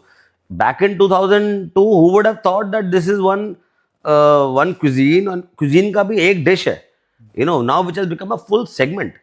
आप north India में देखो, चाप ऐसा होता था. चाप हमारे घर के पास पश्चिम बिहार में एक ढाबा होता था, वो दुकान भी नहीं होती थी, सिर्फ एक ढाबा था, शैक था, वाजी वाह करके. उन्होंने चाप शुरू करी थी, और उससे पहले तो कई जगहों पे लोगों को दिखता भी नहीं था. सब्जी मंडियों में पनीर और मटर के साथ में वो मिलती थी, पंजाबी घरों में बनता था, क्योंकि मीट जैसा लगता था. बट चाप यहाँ चली कई सालों तक, तो इट वाज नॉट, 1-2 दुकानों पे ही मिलती थी. नेवर न्यू कब वो चाप एक दुकान से दूसरी दुकान पे आई, वाजीवा ने एक्सपैंड किया, उसके बाद 36 चाप के ब्रांड बन गए. आज चाप हर नॉर्थ इंडियन रेस्टोरेंट के मेन्यू में है. आप इंडिया के किसी भी शहर में चले जाओ, वहां पर लोगों ने चाप का कॉन्सेप्ट बन गए. बेसिकली क्या है, एंटरप्रेन्योरियल अगर स्पिरिट होती है ना, तो लोग ढूंढ लेते हैं. पूना के अंदर भी, लखनऊ के अंदर भी लोग चाप का बिजनेस कर रहे हैं. उन्होंने देखा कि यार क्या चीज चल सकती है, किसी और शहर में चल रही है तो क्यों नहीं चल सकती. There is so much of cuisine mining one can do in India. क्योंकि डोसा मैंने बताया ना कि बेन्ने डोसा है जो कि साउथ में चल रहा है, लेकिन नॉर्थ में नहीं चल रहा, तो नॉर्थ में आ गया. अब नॉर्थ से वो ईस्ट में चला जाएगा. It's a dish to do. So just India के अंदर ही, रीजनल इंडियन क्यूजीन में ही हम ढूंढेंगे तो बहुत सारे रेस्टोरेंट्स हैं. When we talk of quality restaurants, आप इंडिया के टॉप 10 रेस्टोरेंट्स पे आप देखोगे ना, तो सारे रेस्टोरेंट्स आपको दिखेंगे जिनका जो बेस क्यूजीन है ना, एक्चुअली मोर और less they are not cuisine based. They are known. चाहे आप बॉम्बे कैंटीन की बात करो, चाहे आप नार की बात करो, there are so many top restaurant. Sindh है, मैस्क है, इंडियन एक्सेंट है, वर्क है. They are cuisine based, yes, but they are more or less skill based. They are ingredient first restaurant, technique first restaurants. I also believe that when we are creating a very good concept, क्या अलग अलग methods of cuisine आप दिखाओ लोगों को. India के अंदर roasting में अलग बनता है, जमीन दोज अलग बनता है, दम की कुकिंग अलग है, फ्राइंग में अलग अलग, बैम्बू के अंदर भी लोग पकाते हैं खाना. कश्मीर के अंदर लोग धीमी आंच पे वो अलग बना रहे हैं. इंग्रेडिएंट कितने अच्छे अच्छे हैं. गिच्ची है कश्मीर की, सैफरन है कश्मीर का. इंडिया के इंग्रेडिएंट्स कितने गजब हैं. नॉर्थ ईस्ट में कितने क्यूजीन हैं, इंग्रेडिएंट्स कितने सारे हैं. So there are so many things one can do, so many thought process one can put forth. और मैं कह रहा हूँ जब top restaurants regional Indian cuisine को यूज़ कर रहे हैं तो young entrepreneurs also, first time entrepreneurs also who are looking at what cuisine to do, look within. India में कई गांवों में कई छोटी छोटी जगहों में ऐसी कलाड़ी चीज मिल रही है जम्मू के अंदर, आप वैसा कुछ कर लो, सोर्सिंग के बेस पे आप कर लो, so many things, and internationally also you can look at. It should be sustainable, it should be something you can do, it should fit your feasibility. How to choose the cuisine, that's your question. You should have prowess to cook the cuisine, give respect to the cuisine that you are doing. Bengali खाना बनाना ज़्यादा, बंगाली बिरयानी बना रहे तो वो आलू डाल लो, बिल्कुल आलू और अंडा डाल लो, है ना, वेट करो, लोगों को समझ में आएगा कि क्यों टेस्ट, कभी कुछ चीजें एक्वायर्ड टेस्ट भी होती है, उसका स्टोरी सुनाओ। हाँ करेक्ट ना। तो ये चीजें बड़ी मतलब हाँ उसका स्टोरी सुनाओ, लेट देम आस्क आलू क्यों है, लेट देम आस्क कि भैया ये डोसा में ये डोसा किस तरीके का डोसा है, then you will tell your story. It's very important for marketing, for people are going for experiences, something also another thing, एक बड़ा सरोगेट होता है, something which they can not cook at home, you know. मच्छी नहीं बना, हर आदमी को बनाना नहीं आता, इलिश माछ बनाना है, not everybody knows how to make bhapa ilish machh और हाउ टू मेक भापा दोई, वो मलाई करी वो बंगाल के लोग जानते हैं, आप अच्छे शेफ रख के या सीख के वैसा आप बना सकते हो। साउथ के अंदर भी it's not just idli dosa vada करी पत्ता कोकोनट, दादा there are so many cuisines, 5 important states of south India, उसके अंदर भी अलग अलग कम्युनिटीज का खाना है, मलाबारी का खाना अलग है, त्रावणकोर का अलग है, सीरन कृष्ण का अलग है, मदुरई में अलग मिलता है, डिंडीगुल में अलग मिलता है, कितने 36 तरीके की बिरयानी है। So there are lots and lots, अलग मिलता है कर्नाटका में उत्तर कन्नड़ा का अलग है, मैसूर का अलग है, अगेन सेड लिंगराज लोग हैं उनका अलग है, तैम्ब्राम्स का अलग है। India is full of folklores, और सिर्फ इंडिया ही नहीं, लुक एट सब कॉन्टिनेंट, भाई नॉर्थ वेस्ट फ्रंटियर प्रोविंस अफगानी खाना है, अफगानी खाने दिल्ली में चल रहे हैं, अफगानी लोग आगे चला रहे हैं, बांग्लादेशी खाना है, ढकाई खाना है, आपका श्रीलंकन फूड है, हम यहाँ पे अपम बनाते हैं, वो हॉपर्स बोलते हैं, करीज है, साउथ ईस्ट एशिया है, नियर बाई है, इंग्रेडिएंट अच्छे से मिल जाते हैं, नेपाली है, थकली थाली है, तिब्बतन है, तिब्बत के अंदर अभी देखो वो सबको पता है मोमोज, लेकिन वहीं पर ही लाफिंग है, लाफिंग है, it can also become momos of tomorrow, thenthuk है, सूप है, हम लोग रामेन बहुत चल रहा है अभी इंडिया में, पर इंडिया का वहां का थुक्पा है, there can be a thukpa brand you can do, beverages के बेस पे ब्रांड बन सकते हैं, एंडलेस है, but what you do at the core of it, do give it respect, do it research, ingredient लाओ, अच्छे इंग्रेडिएंट लाओ, मे बी आप उसके ऊपर QSR बेस भी कर सकते हो, एंडलेस एंडलेस पॉसिबिलिटीज। तो मेरा लास्ट सवाल ये होगा, हमने सब स्टार्टिंग से लेके एंड तक सब हमने एक रेस्टोरेंट सेटअप कर लिया, स्टाफ हायर हमने हो गया, हाँ, सब कुछ हो गया, अब इसकी मार्केटिंग कैसे की जाए? बहुत इंपॉर्टेंट चीज़ है, मैंने आपको पहले बताया ना, मतलब कि सबसे ज़्यादा आजकल हम लोग भी जब सर्विसेज करने देते हैं ना, सबसे पॉपुलर सर्विसेज है मार्केटिंग, शायद ट्रेनिंग सबसे लीस्ट पॉपुलर है, हमको लगता है बहुत ज़रूरी है, लेकिन लगता है मार्केटिंग पे तो हर आदमी करना चाहता है, हर आदमी को, हर रेस्टोरेंट को लगता है कि मार्केटिंग पे पैसा खर्चे, मार्केटिंग करें, सोशल मीडिया पेजेस चलाएं, अलग अलग नए नए तरीके से we represent ourselves, and it is more eye catching, more eye catching, and everybody is scrolling na, so that's a good way, and inevitably, because we all are discovering restaurants online through Instagram, through reels and all that, so you cannot not do it, you have to do it. How you do it, what content you want to do, depends upon what is the soul of your restaurant, it'll be very funny for me to see कि आज जो कोई पुराना restaurant है, करीम ले लो, अब करीम का staff dance कर रहा है और कुछ बोल रहा है, शायद देखने में थीम के साथ जाएगा नहीं, शायद करीम वाला शायद कोई पुरानी कहानी सुना रहा है कि यार ये 1908 में ऐसा होता था, यहाँ पर ये 12 हांडी लगी हैं, इन हांडियों का कॉन्सेप्ट था, क्यों आप यहाँ पर आओ, सब्र से खाओ, क्यों शाहजहानाबाद क्या होता था, क्यों ये नहारी कैसे बनी, ये नारी का हमारे मसालों में क्या है, हमारे यहाँ कौन कौन खा के गया, शायद ये उनसे ज़्यादा सूट करता। इनफैक्ट अगर मैं बात करूं कि न्यू एज कैफेज भी आ रहे हैं, lot of people are doing this comedy gigs, you know, कुछ ट्रेंड कर लिया है ना, कुछ कॉमेडी जो रोज का रोज कुछ ना कुछ ट्रेंड आता रहता है, एक बंदा करता है फिर सारे लोग करते हैं, do it, okay, but don't lose focus on the food also. मेरे को अभी वही एक हमारे कृपल अमन्ना जी हैं जो कि मैं I look up to him, he is a explorer, वो भी बहुत दिल से, मतलब जो मेरे को लगता है कुछ कुछ लोग हैं जो कि मेरे को लगता है जिस तरीके से मैं खाना देखना चाहता हूँ वो उसी तरीके से देखते हैं, तो आई फॉलो देम। अनुभव हमारे मित्र हैं जो कि दिल्ली फूड वॉक चलाते हैं, एक हरीश बाली जी हैं वो भी चलाते हैं, एक कृपल अमन्ना जी है, देयर आर फ्यू पीपल हुआ है जिनको मेरे को बहुत अच्छा लगता है उन the way they you know do it. तो वो भी सर ने एक अभी एक लिखा, काफी थोड़ा सा वायरल सा हो गया, कहते हैं भाई ये जो कॉमेडी आप करते हो, ये जो आप रील्स रोज का रोज बना रहे हो, ये हर बंदा नहीं कर पाता, sometimes it land, sometime it doesn't land, you know, not everybody is a good comedian, not everybody is a good actor, not everybody have a good screen presence, तो वो कभी कभार हर बार अच्छा नहीं लगता, it's a double edge sword, ठीक है, okay, I still will say understood. But अगर आप सुबह उठ के ये देख रहे हो यार कि मेरे को खाने में नया क्या करना है, मेरा फीडबैक क्या आ रहा है, मेरा स्टाफ कैसे देखना है, हाउ टू इम्प्रूव, वो सोचना है कि यार सुबह सुबह उठ के ये सोचना है कि आज कौन सी रील बनानी है, आज कौन सा ट्रेंड चल रहा है।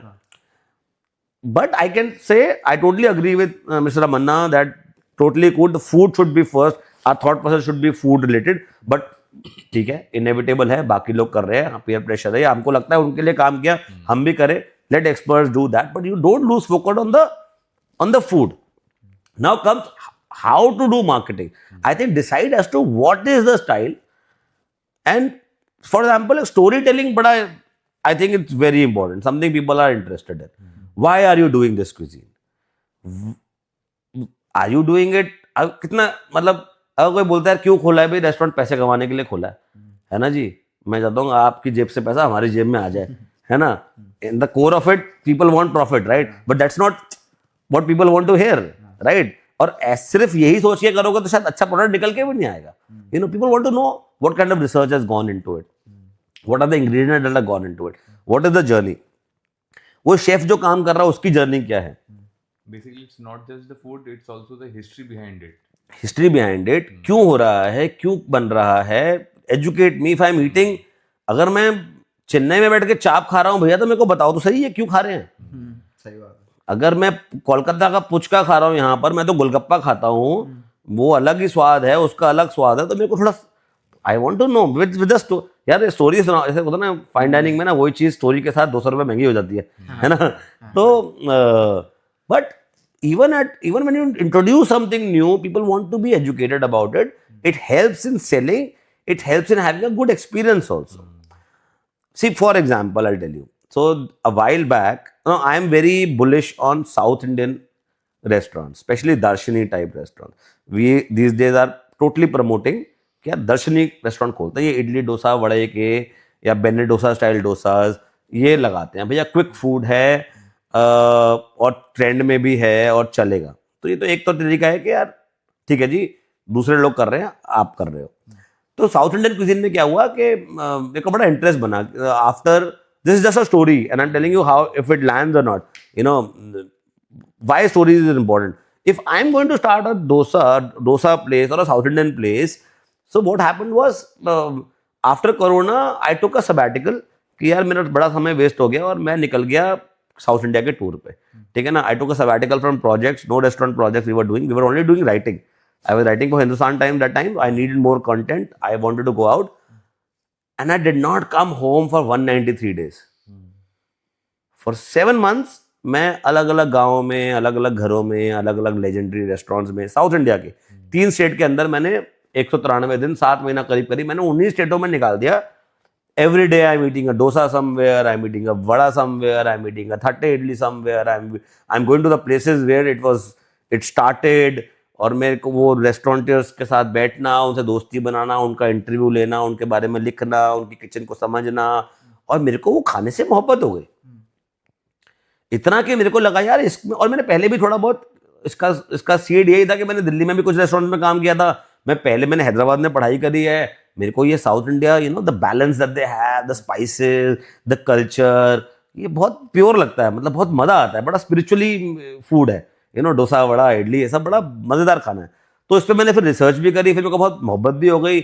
उसके बाद मैं ढूंढ रहा था यार क्या मेरे को और करना है इस पे काम। थोड़ा बहुत मैंने और रेस्टोरेंट्स पे काम किया, फिर मैं ढूंढ ढूंढ के जो चल रहा है ना, I wanted to work with them. I want name them, don't ask me to name them, although मेरे प्रोफाइल वगैरह पे है कि कहाँ कहाँ मैंने काम किया।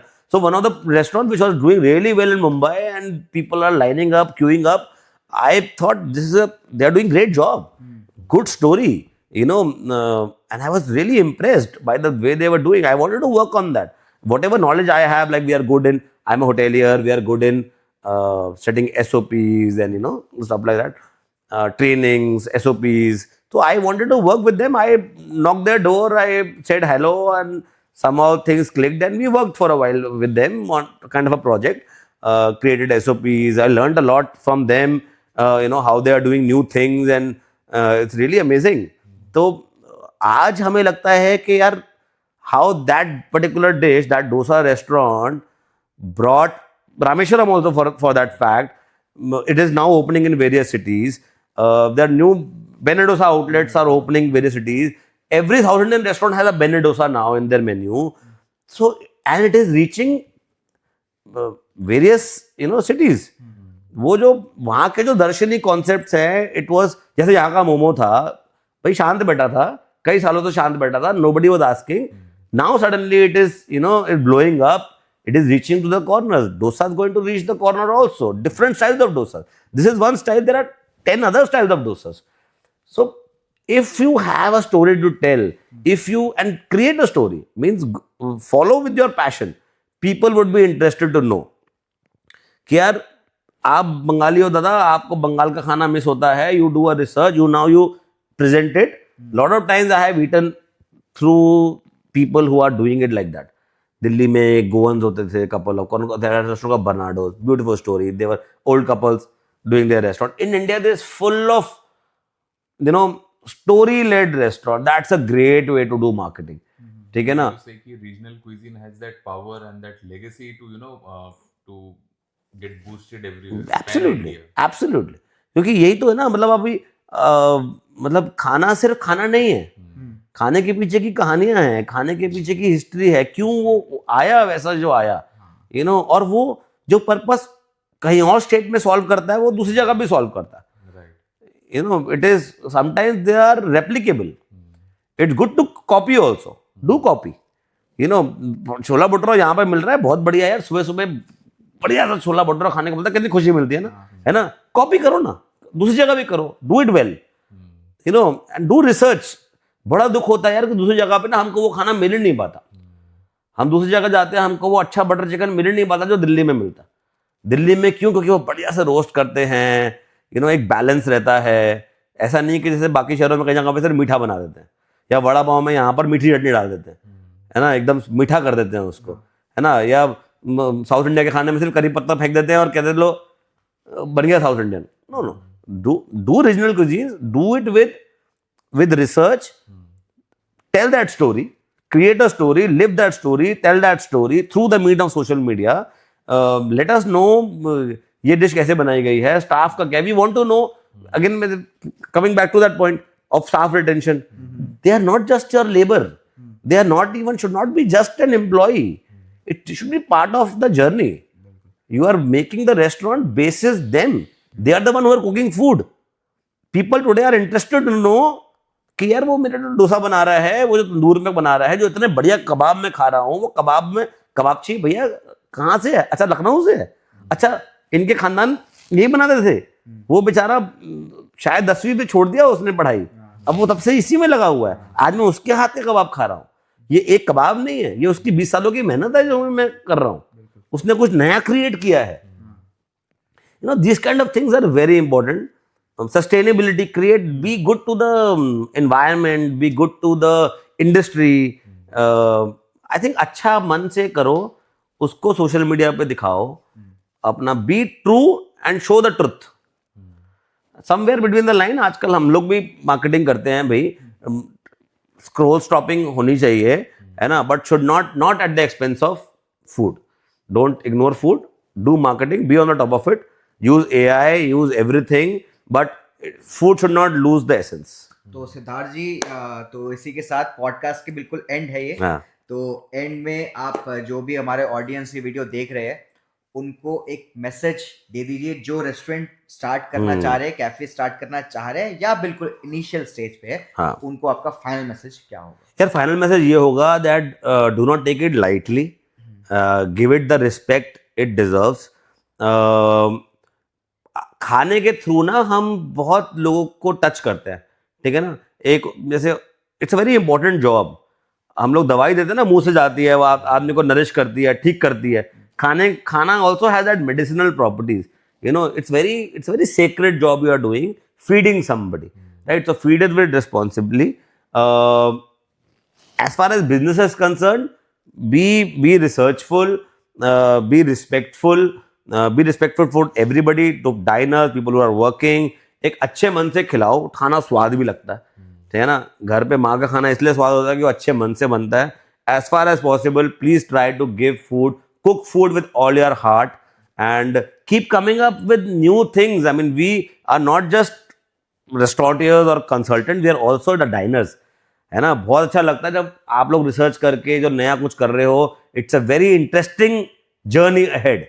कम up with new exciting dishes, be it regional, पुराना हो नया हो, कुछ ऐसा बना के लाओ कि मैं अभिषेक सौरभ जाएं तो मजा आ जाए, है ना।